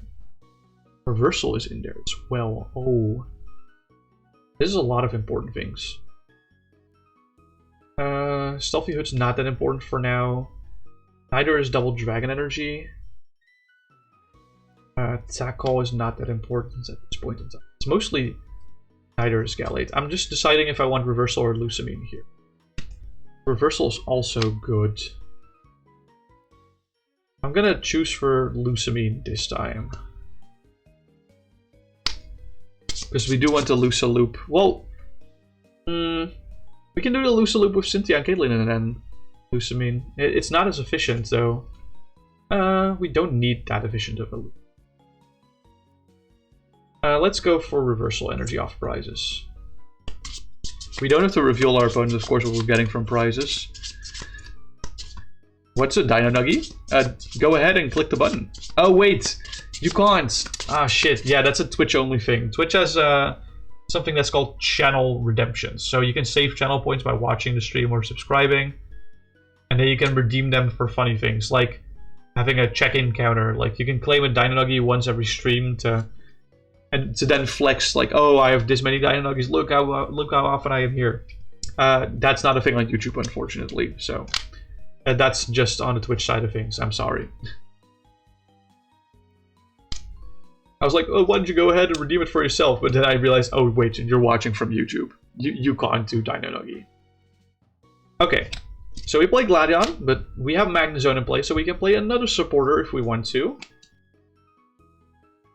Also, I really want to attach this Floatstone to the Muck, because it has 4 retreat costs.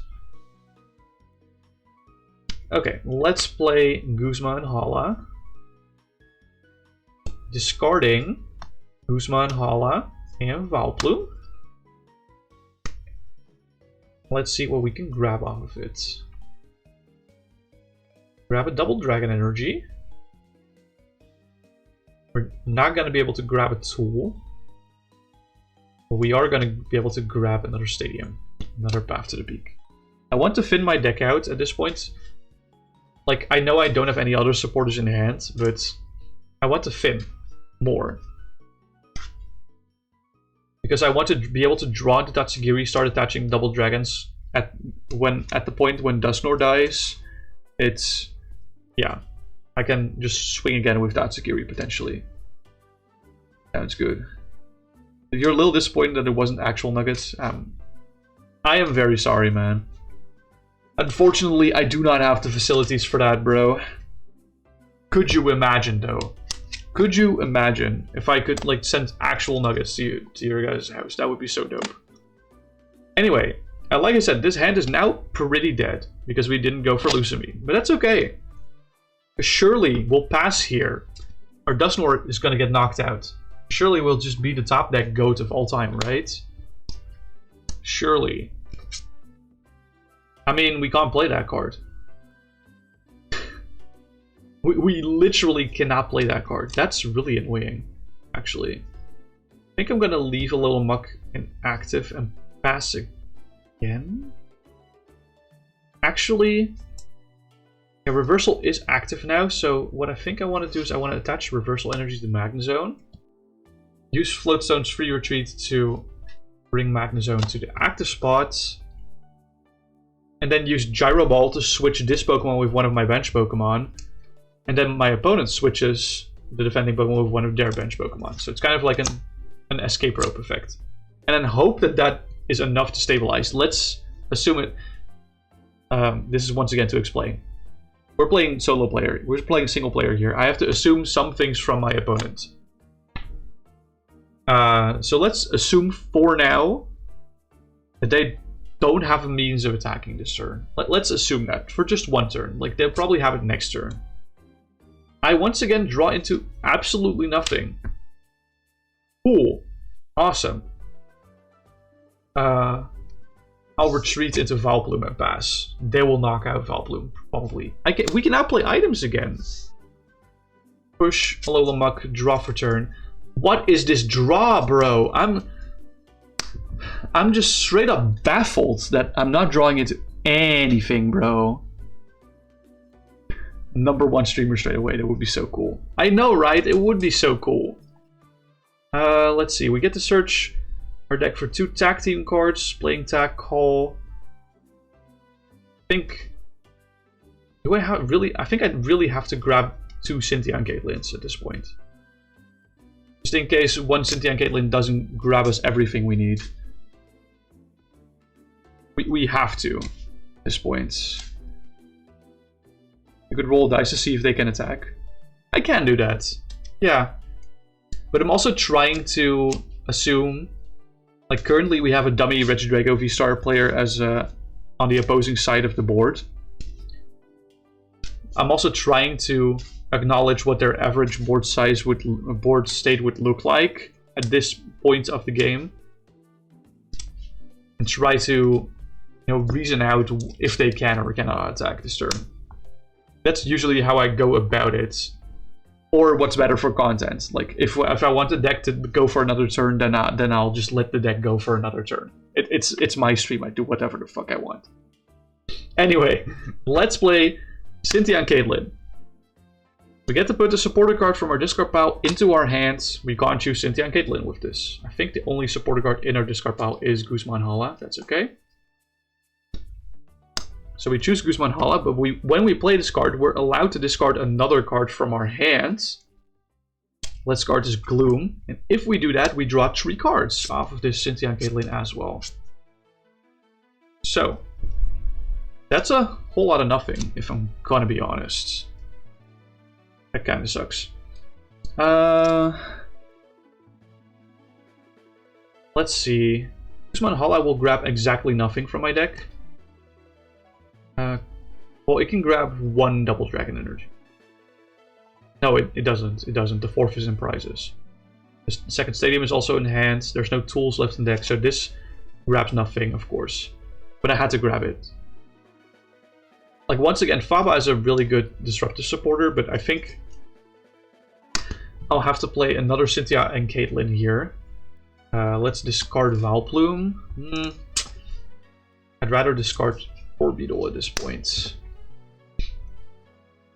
We can't recover Cynthia and Caitlyn, like I said. We can recover Guzman Hala with this. And then we draw 3 cards again. We can play 2 supporters during our turn because of Magnezone's nifty ability here, by the way.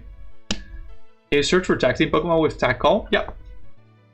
Tag Call is an item card that says that we can search our deck for up to 2 tag team cards, reveal them, and put them into our hand. So you can search for tag team Pokemon and tag team supporters. There are no other card types with the tag team tribe, but any card that has this little box with tag team on it can be searched from Tag Call. Anyway, now that I've drawn a lot, we still have access. We do find Tatsugiri, so that's really nice. So let's go for Tatsugiri and attach a Double Dragon Energy to it. We also have 2 Trainer's Mill to dig a little bit deeper. So let's play Trainer's Mill. So we look at the top 4 cards of our deck and reveal a trainer card we find there to put into our hands. Of these 2, I'd rather want Team Flare Grunt added to hands. Then we shuffle these back, and then we'll play another Trainer's Mill. You're welcome, you're welcome. The Tackle engine is pretty cool. Especially, I think you see the Tackle engine a lot with people that play ADP Raging Bolt. ADP is the Arceus, Dialga, and Palkia GX tag team. Because once again, it searches if you have the Arceus and Dialga and Palkia GX in active. You can play the Tag Call to find Guzman Hala, and play Guzman Hala to find your Double Dragon Energy, cool Stadium, and maybe a cool tool. So that's the main reason why that Call's played. It's just for Guzman Hala engines, because that card is insane. Let's play another Trainer's Mill to see what other trainer we can grab. Okay, so we have one option, because Trainer's Mill can't grab Trainer's Mill. It says it specifically in the text, so we have to grab another Guzman Hala. Oh my god, man. This is not epic, I'll say. This is not epic.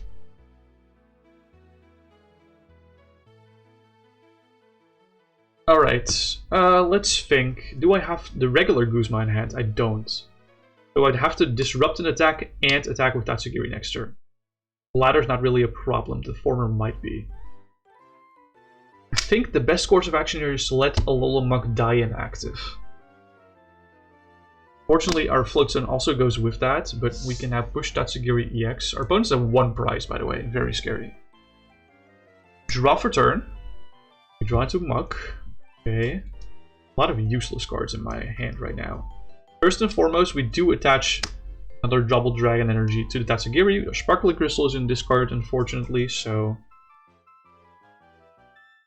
we can still play 2 supporters this turn. So I think the best way to disrupt our opponent is to play Faba to put their special energy cards attached to their active in the Lost Zone, and then also play Team Flare Grunt to discard another energy attached to their active. So that means if they're playing Regidrago and they have like Double Dragon plus Grass or Double Dragon plus Fire, they now have that Double Dragon in the Lost Zone and that Fire or Grass in the discard. So their active has no energy now. Which means we can go for a relatively safe Cinnabar, mid-game Cinnabar lure here, which is crazy. Let's flip the top 10 over 1 by 1. We find Stoutland. That's a really big one. We find Orbeetle. Reversal is already there. That really sucks. This is a really mediocre one. This is a really mediocre Cinnabar Lure. Stoutland is a really good find. Orbeetle doesn't really do anything here anymore. Magnezone we already have in play. Don't really want to bench duplicates because I don't have any Pokemon pickup in this deck. So I think the rest just goes back. Which is crazy. How the fuck did we only find Stoutland? That's nuts. That's crazy. Anyway. If we were playing this deck against an actual opponent, we would lose by this point. Surely we would lose by this point. I mean, they won't attack this turn. So we get another turn to draw and do things, maybe. I don't think we're gonna get out of this unless the Strainer's Mail actually hits something goated. The Strainer's Mail was also a top deck. Holy shit, we draw into N. Oh my god! N is really good here. Okay, never mind. The Strainer's Mail saves my ass. Let's go. If I N into Guzma, that would be so big. Let's see if there are any other cards that I want to play out of my hands. I can't play any card out of my. I could go Guzma and Hala, then N. But that doesn't achieve anything. I need to end here right now. Okay, play N. Both players shuffle their hand into their deck. Then each player draws a card for each of their remaining prize cards. So it's like Iono, but you don't shuffle to the bottom. That's kind of like the big difference. I love N. I love this card, man. It's such a cool card. Alright, let's draw 6 cards off of this. Our opponent only gets 1, that's why this is like the best top deck here. And we can still play another supporter for turn. What the fuck is this? That's crazy. Let's play Team Rocket's handiwork. We flip 2 coins and for each heads, our opponent discards 2 cards off the top of their deck. We flip 1 head, so they discard 2 cards. Okay, anyway. And we can go for another Cinnabar Lure here. That's like... We did very little disruption to active this specific turn. So after this Cinnabar Lure, surely they would have a way to KO something. I'm just gonna keep playing to see how far we can get, but... If we get like nothing off of this specific Cinnabar Lure, then I'm not gonna continue playing either. Because we're really looking for... Other Vileplume, not this one, not the and we're looking for Gallade. Those are like the big ones. And I guess the second Dusknoir wouldn't hurt either. So we're not looking for any of this. That's 9, and that's 10. Okay, we're not hitting. They are in here, right? Yeah, the Vileplume is here. The Alola Muck would have been nice. Oh, Gallade. Oh, yeah, that's right. I think there was like... Oh, yeah. There's 2 Gallade in my hand. That's why we didn't find those. Okay, cool. Awesome. Okay, let's just queue another game. I think there's another ad inbound on Twitch, so let me just queue that up in the chamber before we do anything else. Yeah, there's one due in 6 minutes, so let's put that one in the chamber. The YouTube people won't see anything from this, so that they will be like, ads, what's that? Probably. Well, let's be honest, YouTube also runs like lots of ads.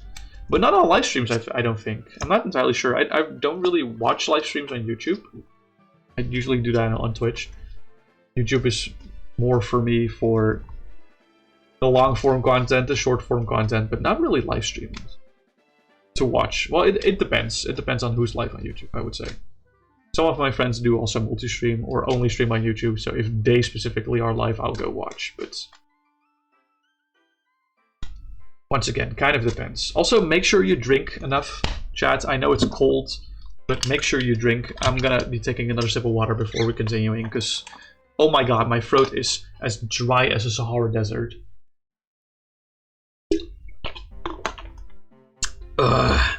There we go. The relative newcomer. This looks like blind chess on crack. No, this deck is so funny. I swear to god. Dude, I swear to god, this deck is so funny. Because somehow the setup to get Tatsugiri to attack turn 1 with Cinnabar Lure is so consistent. But the Pokemon you're getting from it is like not consistent at all. So it's kind of like reinforced gambling, if that makes sense. It feels like I'm pulling on a slot machine and I'm getting like at least 1/7. That's what it feels like. I always get at least 1/7, but where the other 2 7s are, I have no idea. But I think I'll, since there's a lot of people that weren't here at the start of stream where I explained the deck, I'll go ahead and explain kind of the idea of the combo once more, just so that it's at least a little more clear. We just grab the pieces. Yeah, okay. There we go. Okay, so Tatsugiri has the attack Cinnabar Lure for 3 energy, like crazy. Fire, Water, and Dark. We get to look at the top 10 cards of our deck and put any number of Pokemon down. So it doesn't say basic Pokemon. We can cheat Pokemon in play with this attack. Very cool. It's 3 energy though. But with Double Dragon Energy gives a Dragon Pokemon it's attached to 2 Rainbow Energies. It gives every type of energy, but only 2 at a time. It's really, really powerful card. So this can fulfill 2 of the 3 costs of Cinnabar Lure, whereas Sparkling Crystal will fill in for the last of the 3. Because Sparkling Crystal says when it's attached to a Terra Pokemon, every attack it uses is 1 energy less, and the energy can be of any type for the reduction. So if we have these 2 cards, we can immediately swing on turn 1 with Cinnabar Lure, and we can find them easily with Guzman Hala, because it's a supporter that reads, search your deck for a stadium. Yeah, it's a proxy, I know. Who cares? Search your deck for a stadium, reveal it, and put it into your hand. But when you play this card, you may discard 2 other cards from your hand. And if you do, you may also search for a tool and a special energy in the same way. So if we play this and discard 2 other cards, we get to search our deck for a tool, a special energy, and also a stadium to go with it. And since it's a tag team card, Tag Call is an item that searches for up to 2 tag team cards. So we have 4 Tag Call and 4 Guzman Hala to get the highest odds of actually getting this entire combo turn 1. And then there's a lot of disruptive stage 2 Pokemon in here that just help set up a more control-based lock for the opponent, because that's probably the best thing you can be doing with Tatsugiri. Because it's a 2-pricer with not a lot of HP. So you're always going to be like on the back foot, but that's kind of what Control wants sometimes. So, not just a deck, but playing against an invisible opponent and actually being able to imagine their turns and board states. You can barely play around certain cards in your opponent's deck. Yeah, I see what you mean. And of course, I won't be 100% accurate in any of my claims whatsoever. But having played as much expanded as I have, with the meta being not that much changing over the past, I want to say, 4 years.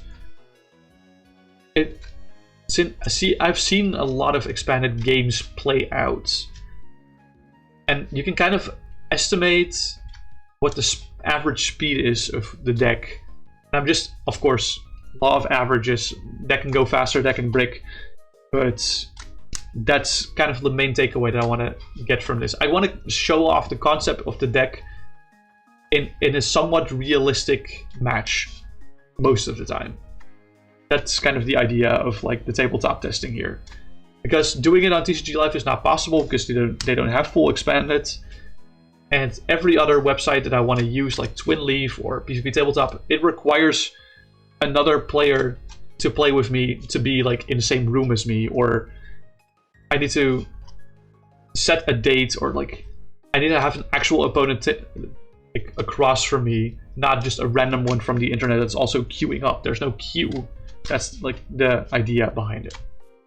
But there was when the rotation announcement was there a few days ago from TCG Live, they also said that they are working on getting expanded up and running later in this year. Now that may still mean that we're waiting 11.5 months for expanded on TCG Live. And I do like the charm that cards have. But when TCG Live has all expanded cards, I'm probably going to be shifting to there, let's be honest.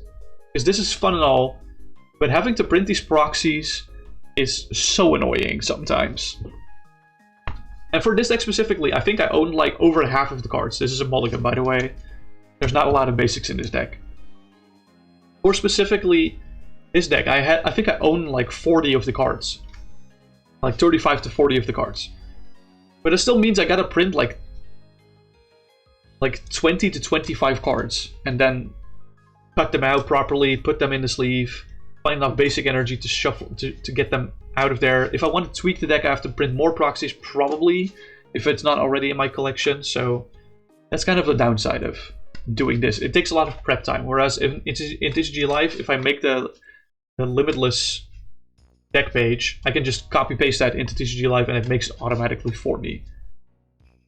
The tag team tag is basically the same as more random tags as Future and Ancient, right? Oh yeah, absolutely.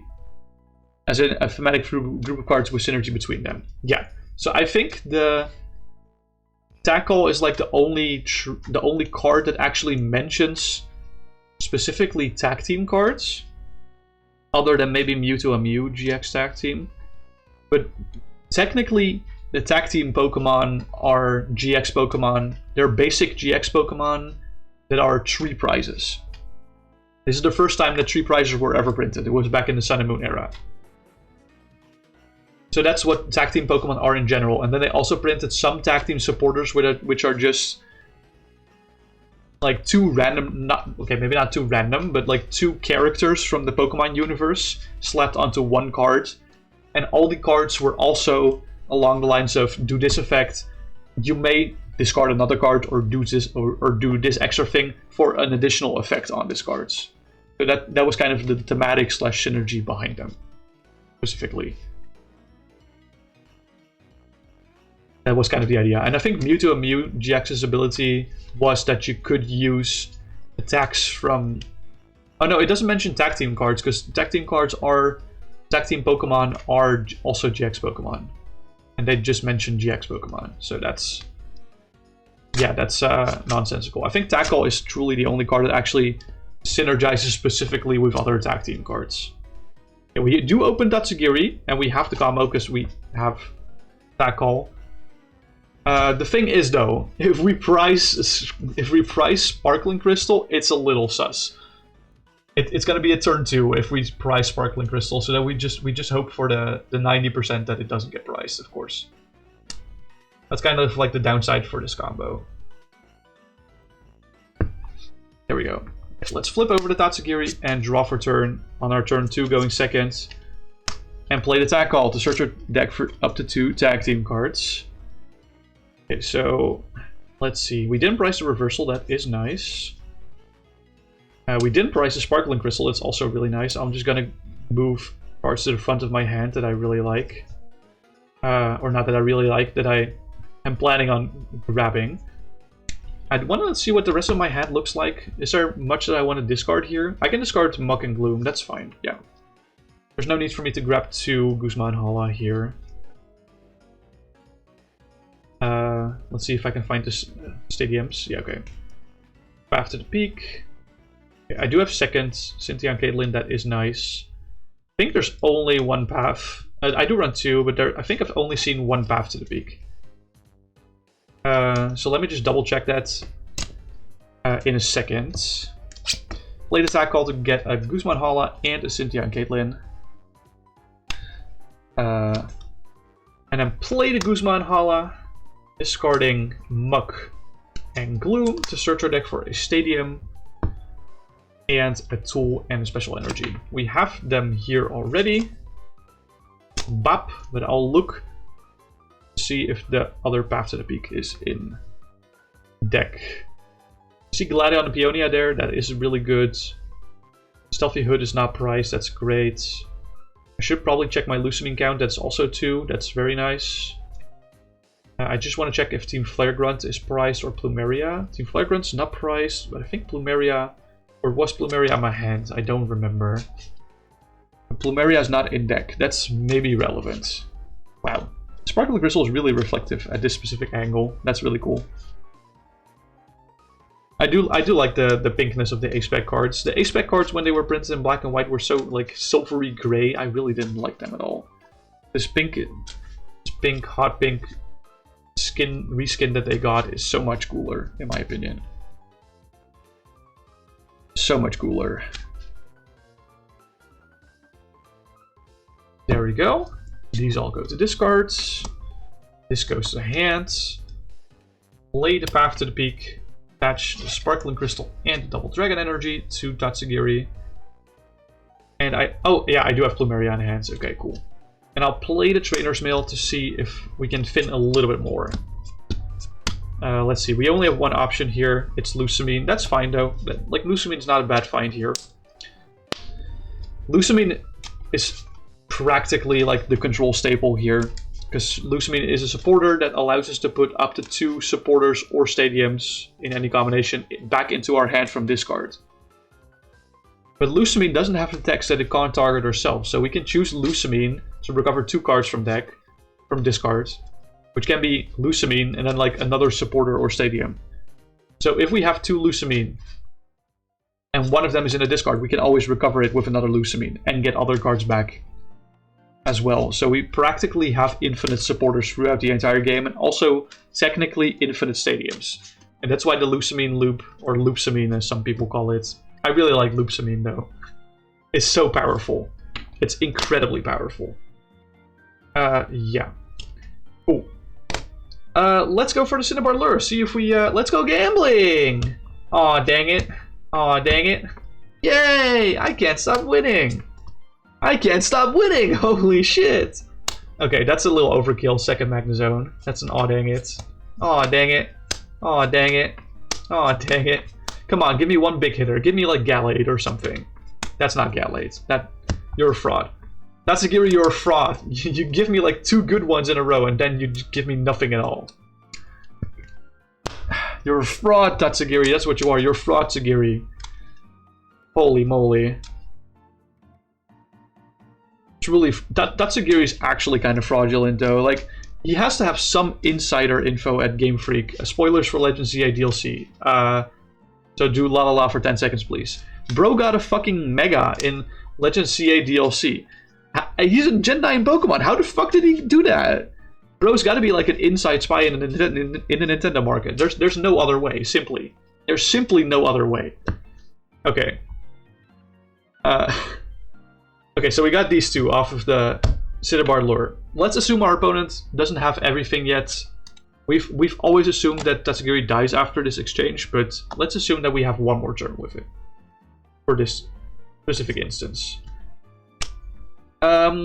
So at that point, we probably want to disrupt some energy. So let's play Plumeria to discard 2 cards from our... Actually... yeah, Plumeria is probably safer. And then with Plumeria, we can discard... Lusamine and Guzma. To discard one of their energies from one of their opponent's Pokemon. And then the second supporter, because we have Dual Brains Magnezone in play, we can play 2 supporters. We can play Cynthia and Caitlyn to discard 1 card from our hands. Let's say we discard Faba. To recover a supporter. Lusamine. And then also draw 3 cards. Like we said earlier, this tag team cards also do this effect. If you do this extra effect as well. So this one says that we recover a supporter from discard to hand. With a supporter that's not Cynthia and Caitlyn. But then also if we discard another card while playing it, we draw 3 extra cards. That's kind of the idea of that card specifically. That's why we also have 2 Cynthia and Caitlyn in deck, because we have 4 tag call specifically. You love it when the streamer I watch has the same vocal stills as I do. Is this a call out? This is probably a call out. Honestly, I don't give a shit. Do you guys want to go gambling again? Let's go gambling. We're gonna flip 10 cards over again for the Cinnabar Lure. Do I want that in play? I don't think so. I have no double dragons in hand, right, at this moment, and also no Guzma and Hala in hand, so I probably don't want that, but if I... I run 3 Tatsugiri EX in this deck, by the way. How the fuck are the first 2 the other 2? That is so silly. This game is out to get me, I swear to God. Orbeetle is good. Orbeetle is solid. Holy fuck, bro. Dusknoir's nice, but doesn't really synergize well with Orbeetle.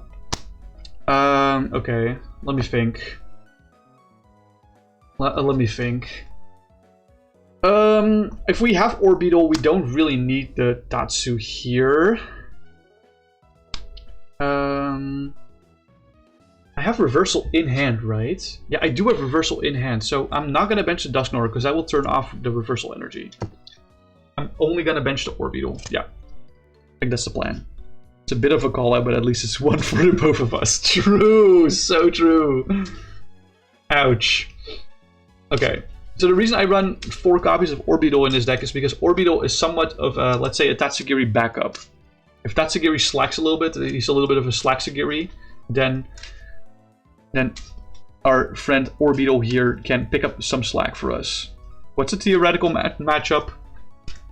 I'm assuming for this one it's Lugia V-Star, but at this point I'm just going for like anything. It doesn't really matter. It can be SRC, it can be Lugia. I don't really know at this point, man. But hello, welcome in Barrett, man.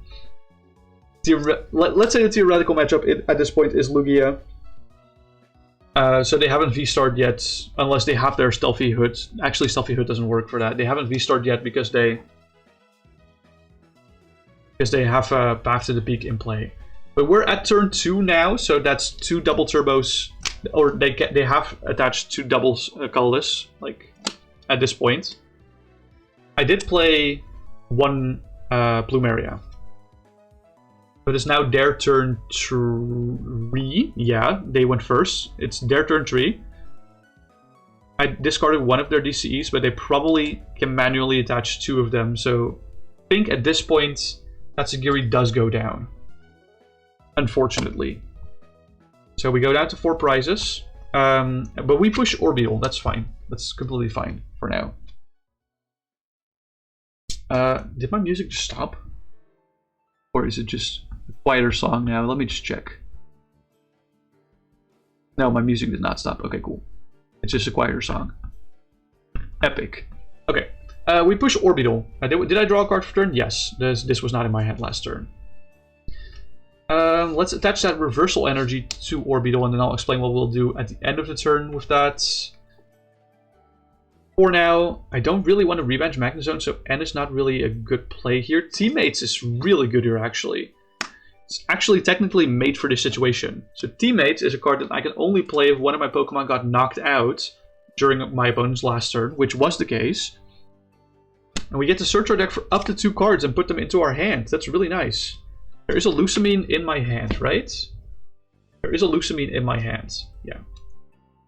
So I think it's fine if we grab another Lusamine as one of the cards to grab here. I want to grab Floatstone. I think I want to grab Floatstone and maybe not Lusamine. I kind of want to peep the prizes, if I'm going to be honest. So let's not grab Lusamine, let's grab Gladion and Floatstone. I think those are... Of course, we don't have to reveal these cards to our opponents, because we can search their deck for any 2 cards. But I'm revealing it to the viewer here. Just for clarity. There we go. Teammates, the GOAT. Alright, so let's... As our second supporter for this turn, let's play Gladion. So we get to take a look at our prizes, and we get to swap Gladion with one of our remaining prize cards. Let's see. So there's 2 double dragon energies. These are useless for now. We can't play any items, so Trainer's Mills are also useless. Attack Call is useless now. And I guess the second Path to the Peak is pretty nice. The rest of the prize cards are, like, not useful in the slightest for the rest of the game. So we're not going to play Peonia or anything. This prizing is actually pretty nice. The 2 double dragons is a little bit sketchy for like turn 1, but I didn't know at turn 1 that they were priced, so... Hey, Jamie, I guess. I guess if they swing into Tatsugiri, they discard the stadium, by the way. I forgot to do that. But we can replay it now, because we found it off Gladion. Yay! Yay me! Youpie! Okay, yeah, Floatstone. this is going to the Vileplume, because Vileplume is so important in the Lugia matchup. We can't play the Trainer's Mail, of course. We have played 2 supporters, so let's go for Evomancy. For each energy attached to this Pokemon, search your deck for a Stage 2 Pokemon, except Orbital, and put it onto your bench. And since we have a Reversal Energy on here, and we are behind on prizes, and this is not a Rule Box Pokemon, but an Evolution Pokemon, we get to search our deck for 3 Stage 2 Pokemon. So we definitely want Stoutland. And I definitely want Gallade. Don't quite know what the third one is that I want. Maybe Dusknoir. It can be Dusknoir, or it can be the Disgusting Pollen Vileplume. It's either of the 2. Let me just go that over. I definitely want Stoutland, and I definitely want Gallade. Those are givens. So Dusknoir. Oh yeah, I want Dusknoir. This is the Lugia matchup. We want to turn off the special energies. Imagine if TCG Live Expanded was ranked and had its own exclusive battle pass with good expanded related rewards. That would be so cool. Unfortunately, that is not the case. Yo, imagine if you could do expanded beta friend battles. Can't be us, because we can't. Holy fuck, why can we not challenge our friends to an expanded battle on TCG Live? That is crazy. Like, that is beyond me. Anyway, to explain the new cards that entered the board, Dusknoir says that all special energy attached to Pokemon provides only 1 colorless energy and have no other effect. Gallade has an ability that allows us to search our deck for a supporter once per turn. Really nice. And Stoutland has the ability Sentinel, which says as long as this Pokemon is in the active spot, your opponent can't play any supporter cards from their hand. So, at this stage, they are likely going to KO the Orbital. They can technically Gust for something, but it's really hard to predict if they have that. And at this point, we push the Stoutland and hope that our opponent can never attack in the game anymore. Alright, let's draw for turn. Let's first and foremost, I get to finally use my ability markers. This is the first time Gallade has actually hit the board. We get to use Gallade to search our deck for a card. Yay! Supporter card, that is. I think I used Faba earlier in the game, right? Or I discarded Faba, I think. Yeah, I did. So, I have Lusamine in hand, if I recall correctly. I do have Lusamine in hand. So we don't really need to grab an Energy Disruption supporter because we can Lusamine into something else. So let's grab something for next turn. So like something like Team Rocket's Handiwork. Remember the time when we just hit the play button at the same time in expanded beta mode and we queued against each other like 4 times in a row? That was really funny, yeah. I really enjoyed that. You need homemade ice cream beer back. Yeah. You can't claim Daily Dynanuggy by typing !! Daily Dynanuggy. You would have to go into Twitch's channel redemption. There should be a tab that's like a number next to it. Like below the chat box. As a gray little icon with a number next to it. And then you can redeem. There you go. There's the Daily Dynanuggy. Hell yeah. Oh, you also claimed the spicy Dynanuggy. Sorry, you were the first today to claim that actually, yeah. You were first. So you got spicy and Daily Dynanuggy. Let's go. Slay. Alright. So yeah. I use Gallade. Let's play Lusamine. Let's grab back. Oh, Teammates is also really nice. But ideally, we need Faba here. And we need Guzma here. Those are like the 2 most relevant ones. And then there's one Cynthia's in discard, right? Yeah, there is. Okay. And then we play 1 Faba to Lost Zone one of their special energies. Go. And that's our turn. So pass the turn over. They can't attack because they got their energy lost zoned. We draw another card. Let's use Buddy Catch again to search our deck for a supporter. If we get to this stage of the game is practically over for our opponents. Because we can do a lot of things that are just absolutely disgusting starting from here. Let's search our deck for Team Flareground as a supporter for now. Yeah, that seems fine. and then we can play this, because the active Lugia had like 2 or 3 energy attached, maybe 4. We just lost on one of that. Now we're going to discard another one of them. So he's at 2. Also, I have had item lock since like turn 2 for them. So, do they have Archeops in play is the question. I have no idea at this point. Would Asurael's Mischief be good in here? I don't know much about Expanded. I would say no.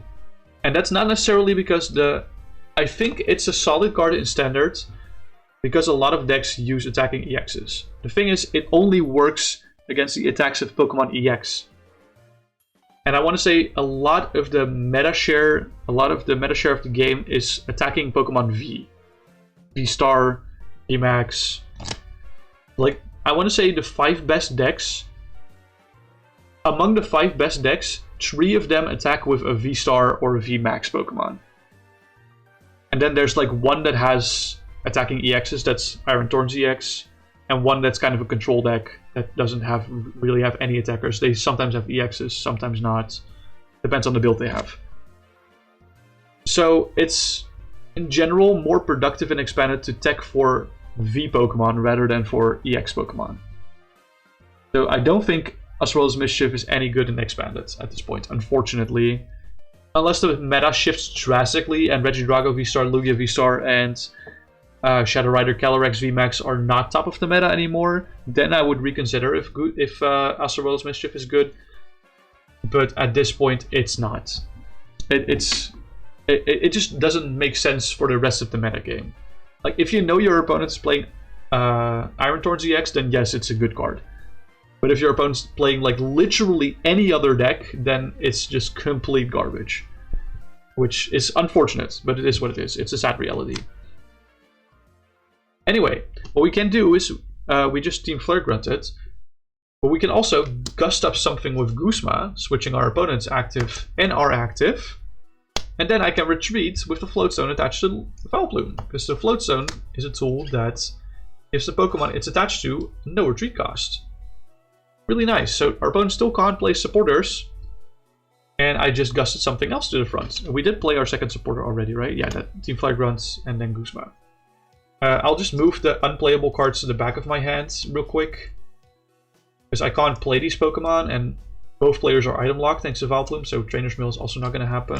Just declutter a little, and then we'll have to pass again. Our opponent is likely not doing anything here, so we draw another card. That's kind of useless, but that's okay. Because we can, once again, use Buddy Catch to search our deck for a supporter. We probably want Lusamine here, because we don't want Peonia. We technically grab Cynthia and Caitlyn.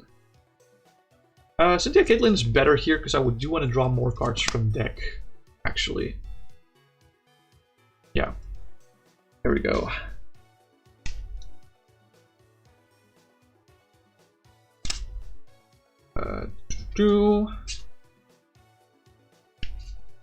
Here we go. And I do notice that the proxies sometimes shift in their sleeves. So just to not reveal that there's basic energy behind there, let's just do it like this. Alright, let's play Cynthia and Caitlyn. We have to discard another card from our hand, but that's fine. We have lots of discard fodder. And now we get to recover one supporter from our discard pile into our hands. Tempted to grab Lusamine here. Actually, I should grab the supporter that I want to play this turn. Team Flare Grunt. And then we also draw 3 cards because we discarded a card alongside this. 1, 2, 3. These are 3 useless cards. Cool. But at least they're thinned out of the deck. That's something. Or they're not useless cards, but they're useless for this state of the game, I want to say. These are like the only 3 cards that actually do something. And then let's play that Team Flare Grunt to once again discard the energy to attach to their active. But it's giving you the ability to play a second supporter. It's this Magnezone with the ability Dual Brains. During your turn, you may play 2 supporter cards. Good question, though. Very simple answer, luckily. This is why we put the Magnezone down. The Magnezone enables everything for control players. It's so goddamn good. 2 supporters during a turn is absolutely absurd for control. And Magnezone just being able to do that is absolutely incredible. Really good card. Unfortunately, it's a stage 2, so it's really hard to get in play. But with Tatsugiri EX, it's not anymore suddenly. You can just cheat it on the bench. Really cool. Anyway, we played 2 supporters, so we're gonna end our turn again and draw cards. Speaking of Magnezone, let's use Buddy Catch to search our deck for supporter cards. So we don't have a lot of hits anymore, I think, at this point. Yeah, we don't really have a lot of hits anymore. We definitely want Lusamine out of this. You're back, no ice cream. I'm so sad for you. Holy shit. That's so sad to hear. No! No ice creamer. Rip. Alright. So we search our deck for Lusamine. At this point we will have to play Lusamine. We can start the Loopsamine! Let's go! Hell yeah. So we play Lusamine to recover 2 in any combination of Pokemon supporter, or sorry, up to 2 in any combination of supporter and stadium cards. So we recover Lusamine. And the supporter, the other supporter that we want to play this turn. Let's say Team Flare Grunt. How do you say ice cream in Dutch? Ijsje. Or Ice Scoop. One of the 2. And then for a second supporter for turn, we can play the Team Flare Grunt to discard an energy from their active. See, I'm doing this with Team Flare Grunt, but technically it would be correct here to do it with Plumeria, if I'm gonna be honest. So let's do that next turn. Let's do it with Plumeria next turn, because that's technically more correct. Let's Buddy Catch to search our deck for another supporter. Grab the Team Rocket's handiwork from here.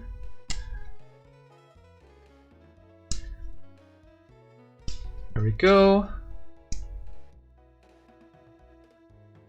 Deck is getting a little thin, but that's okay. We have N in hand. So we grab, we play Lusamine to recover Lusamine. And I think Plumeria was like in opening, just opening hand. Plumeria. The reason why Plumeria is technically correct here is because we don't know if our opponent is attaching their energy to active. If they are, then Team Flare Grunt is good enough, but Plumeria can discard an energy from any one of your opponent's Pokemon, but you do have to discard 2 other cards from your hand in order to play it. But that's fine, we have lots of fodder in our hand that we can play to discard. That's fine. And then we pass the turn again. And next turn, you know what we're gonna do? We're gonna do the same thing. We're gonna Buddy Catch. I think that's the only supporter in my deck that I want. Yeah. Just gonna Buddy Catch. For this, we're gonna play Lusamine to recover Plumeria and Lusamine. And then we're gonna play Plumeria to discard Orbeetle and Orbeetle. Because why not? I want to discard the two of the same. To discard an energy from any one of their Pokemon. Once again, we're gonna pass. Turn afterwards, we're gonna do exactly the same thing. You're gonna draw for turn, Buddy Catch for... there's only one supporter in deck, right? Yeah. Yeah, at this point there's no supporters left in deck anymore, but that's fine. I think you guys get the idea by now. Once this deck gets going, it's absolutely disgusting and your opponent likely has no way to play the game anymore. So we play Lusamine, get Plumeria and Lusamine. You can do this technically with any supporter, right? You can do this. The combination of Lusamine and Magnezone is just disgusting. But you can do this with not just Plumeria, but you can do it with any supporter in a discard. You can also do it with Cynthia and Caitlyn. Let's discard 2 Galates with this Plumeria. There we go, and we pass the turn again. We can't Buddy Catch anymore, or we can, but there's no supporters in deck anymore. That's okay. But at this point, you know what we can do? If we find a turn where we don't have to hand disrupt, we can play N, shuffle everything back so that we don't deck out. Whilst I'm here doing fuck all, I should copy paste some actual expanded lists into live so I'm ready. I mean, this is technically not a bad list. I think this is a really good list, actually. I think this definitely has chances against stuff like Regidrago or Lugia or Iron Thorns. I would say the matchup against Shadow Rider is probably very tough, actually. The Shadow Rider matchup is abysmal, I think. And against Evocon, you're also kind of struggling. Although Evocon, I would say it's probably an equal matchup. Because you don't necessarily have to look for Vileplume, because they're going to get Vileplume in play anyway. So I get these 6, but I can then use Buddy Catch to grab my Lusamine. You already copy-pasted your list, don't worry. Cool, epic. Oops. We grab Lusamine with Gallade and play Lusamine as our second supporter for turn to recover N. And Lusamine, you guessed it. See, I think you guys can see why we call this Loopsamine. It's a loop. We can infinitely play supporters. We can also recover stadiums with this shenanigans, because Lusamine, for some reason, can also recover stadiums. It's crazy. Anyway, I'm not going to continue this game state any further, because we're kind of in a loop where we can live endlessly, block our opponent from playing items and supporters, disable their special energy. Meanwhile, we can do whatever we want here. So I'm not going to continue this game state further. There's no way our opponents can win this. Unless there's a misplay from my end where I accidentally deck out myself. Loopsamine! Which fuller Loopsamine do I like more? I like the Ultra Beast one. I don't know why. The one where she's inside Nihilego. Maybe I'm fucked up like that, but I like that one. Or is that the Lusamine Prism Star? I'm not entirely sure. That might be a Lusamine Prism Star, which is a different card. Anyway, I don't think I'm going to do any... Yeah, we're getting pretty close to end here. So I did want to discuss some cards that you can consider cutting. Some cards that you can consider cutting. To tweak the deck to your own liking, of course. What my recommendations would be, I would say.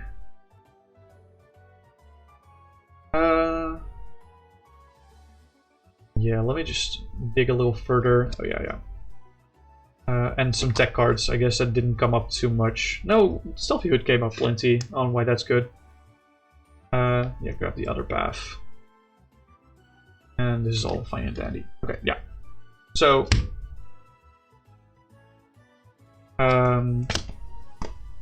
let me just dig a little further for that last little mug as well. Just to get the full picture here. There we go. Okay. First and foremost, I want to say Path to the Peak was a very stylistic choice for me specifically, because I didn't need Temple of Sinnoh or Silent Lab, because I had ability Pokemon in my deck that already did the same things as Silent Lab or Temple of Sinnoh. You can also consider running Chaotic Swell instead of Path to the Peak. I like Path to the Peak because it blocks Regidrago V-Star's ability and Lugia V-Star's ability. But you can choose not to run Path to the Peak and do other things, like Chaotic Swell, for example, if you want. This is a suggestion for a change. I would recommend keeping at least one Path to the Peak, but if you want a different second stadium, I would definitely recommend Chaotic Swell, looking into that. Or you could consider not running Alolan Muk, for example. If you want to be more consistent with your other Pokemon, you can add more copies of the other Pokemon, like a 4th Magnezone and a 4th Vileplume. 4th Magnezone and a 4th Gallade. Not run the Alolan Muk, and then play Silent Lab instead of Path to the Peak. That's an idea that you can run. Or like a second Silent Lab. Like one Path, one Silent Lab. And then not run Alolan Muk. That's another route that you could take. You can definitely consider Ninetales. I don't think it's necessary to get Ninetales, because Lusamine can recover stadiums as well. So we do run 2, but technically we can play infinite stadiums if we want to, because Lusamine can recover stadiums. So it's not necessarily a point to... I mean, Ninetales can be nice, but that also means that Lusamine has to carry less weight in that sense. It feels like a wasted bench space, because we don't run Skyfield. So we do have to be very particular for every matchup what 5 Pokemon we want on the bench. So Ninetales is an option for sure. You can consider Ninetales. Ninetales is interesting. Is the deck running well? I think, in my opinion, it was running pretty well. In my opinion. In my humble opinion, it was running pretty well. I of course ran N in this list specifically. You get, if you want to, you can choose Iono over N specifically. I like N personally because of when I shuffle my hand back in the deck, I don't necessarily want all of the cards that I shuffle back in at the bottom, especially not when in late game. Sometimes I have cards in hand that I really like a Lucamine, for example, and I want a chance at being able to redraw them. That's why I chose for N specifically. But Iono is also a different option that you can go for with this list. Same can be said for Guzma. I like Guzma specifically because it gives me a little bit more mobility as well. But if you prefer Boss's Orders, or like Lysander, same card, definitely go for that. I just prefer Guzma, once again, because of the way I like to play the game. And then the last card you can consider cutting, there's 4 Orbital in the deck. Orbital's a really good backup Pokemon, but if you want to, you can cut an Orbital, get like another supporter in, or an extra count of another Pokemon, like a third Stoutland, for example. You can definitely consider that. 4th Orbital feels really good, but I can see if you want to cut one of the Orbitals. Or if you want to go full Gamba, you can cut all of the Orbitals and also cut the Reversal Energy and just add other stuff. But I think Orbital does add an extra dimension to the deck, that you're not just reliant on hitting a very good Cinnabar lure. That if you hit Orbital off the Cinnabar lure, you still have a very good chance to get back into the game. If you get a so-so Cinnabar lure. So I just wanted to have mentioned that. Orbital's a really good card, but maybe not a 4 count. Those are my recommendations for the deck specifically. I would say you can also consider cutting Team Flare Grunt. I like Team Flare Grunt in the deck specifically because in some scenarios it is better than Plumeria. Sometimes you just are on very low hand size if you're still in like the early few turns, and if you really need to play Energy Disruption, then it's probably better to play Team Flare Grunt at that moment if it's the opponent that you want to discard the energy from. Because your hand, like I said, your hand space might be very tight in early game. But you can definitely cut this for like another Energy Disruption card, like Team Skull Grunt, Team Yell Grunt, or any other disruption cards that you like Xerosic, like Hiker. Sorry, Xerosic's Machinations, I should say. Or Hiker, for example. Or what was another one we talked about? There was another one you talked about. Hooligans, Jim and Cass is an option. Or You. Those are all options that you can also consider. I honestly think You is probably not a very good card, but I think Xerosic's Machination is definitely a card that you can consider putting in a deck for. Like, for example, Team Flare Grunt or an Alola Muck or the 4th Orbital. I think Xerosic's Machination is an underexplored card in this archetype for sure. Anyway, let me find my real Tatsugiri and put that on the top. There we go. Let him shine in all his glory. I think the deck honestly is really solid for what it's worth. For being a Tatsugiri deck, this guy is doing numbers. Okay, he's not doing numbers himself, but the Pokemon he's putting in play are pretty fucking disgusting. So, hey, I'm just saying that, like, this, I think this archetype has potential. Like I said, it needs more exploring, in my opinion, because it's a really fun archetype. It's honestly not that expensive to build. I think the most expensive cards from this deck are I think it's the Magnezones and the Double Dragon Energies. A Magnezone is not even that expensive. It's like $3. It's not that bad. No, Magnezone is definitely not that bad. And like, yeah, Stoutland is like $4. That's fine. What are the expensive cards then? I don't understand. Oh yeah, Guzman Hala is like $5 a pop, and I only own one, so yeah.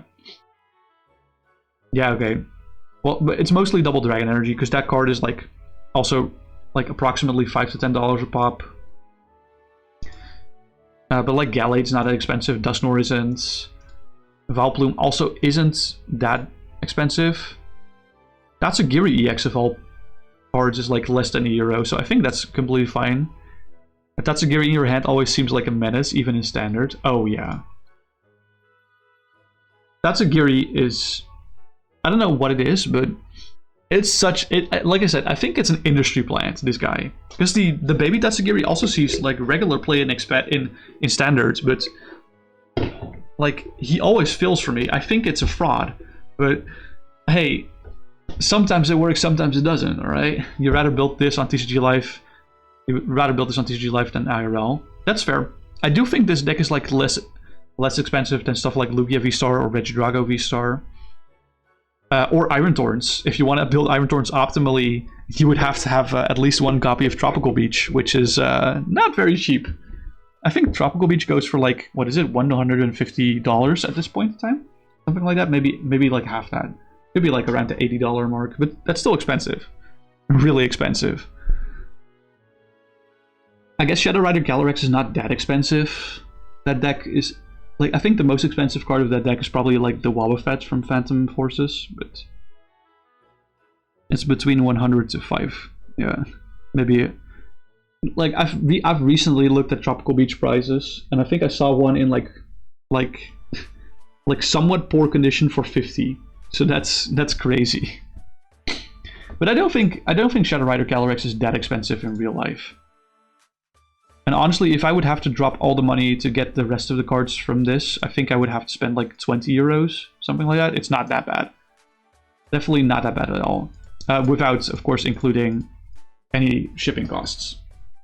Anyway, I've been rambling on for way too long. Let me turn off the music because I'm going to be ending stream here. I will be ending stream on the YouTube side, at least.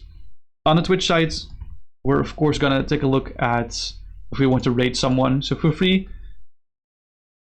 you got the LBD for SRC. What does LBD stand for? Is this an acronym that I'm supposed to know? Is this an acronym that I'm supposed to know? Oh, League Battle Deck. Okay, gotcha. Okay, that's valid. I understand why I didn't get that, but that's okay. Okay. If you're interested in joining Pokemon, for example, please feel free to join the Discord. Pokemon is really fun, and we play a match every weekend. We're also planning on playing a match this weekend. It's likely going to be on Saturday. Don't hang me up on that. I will do an official announcement about that tomorrow on the Discord. You still haven't opened it either. That's crazy. Okay, buddy. Anyway. If you want to join us on the raid on the Twitch side, I would really appreciate that. So please consider copying one of these two messages. Oh, actually, hold on. The YouTube side did not see the Discord link for the Pokemon server. There you go. There you guys go. Now you do. Yeah, so with that, having said that, thanks everyone so much for watching, and I'll see you guys another time, likely Saturday this week. Bye-bye!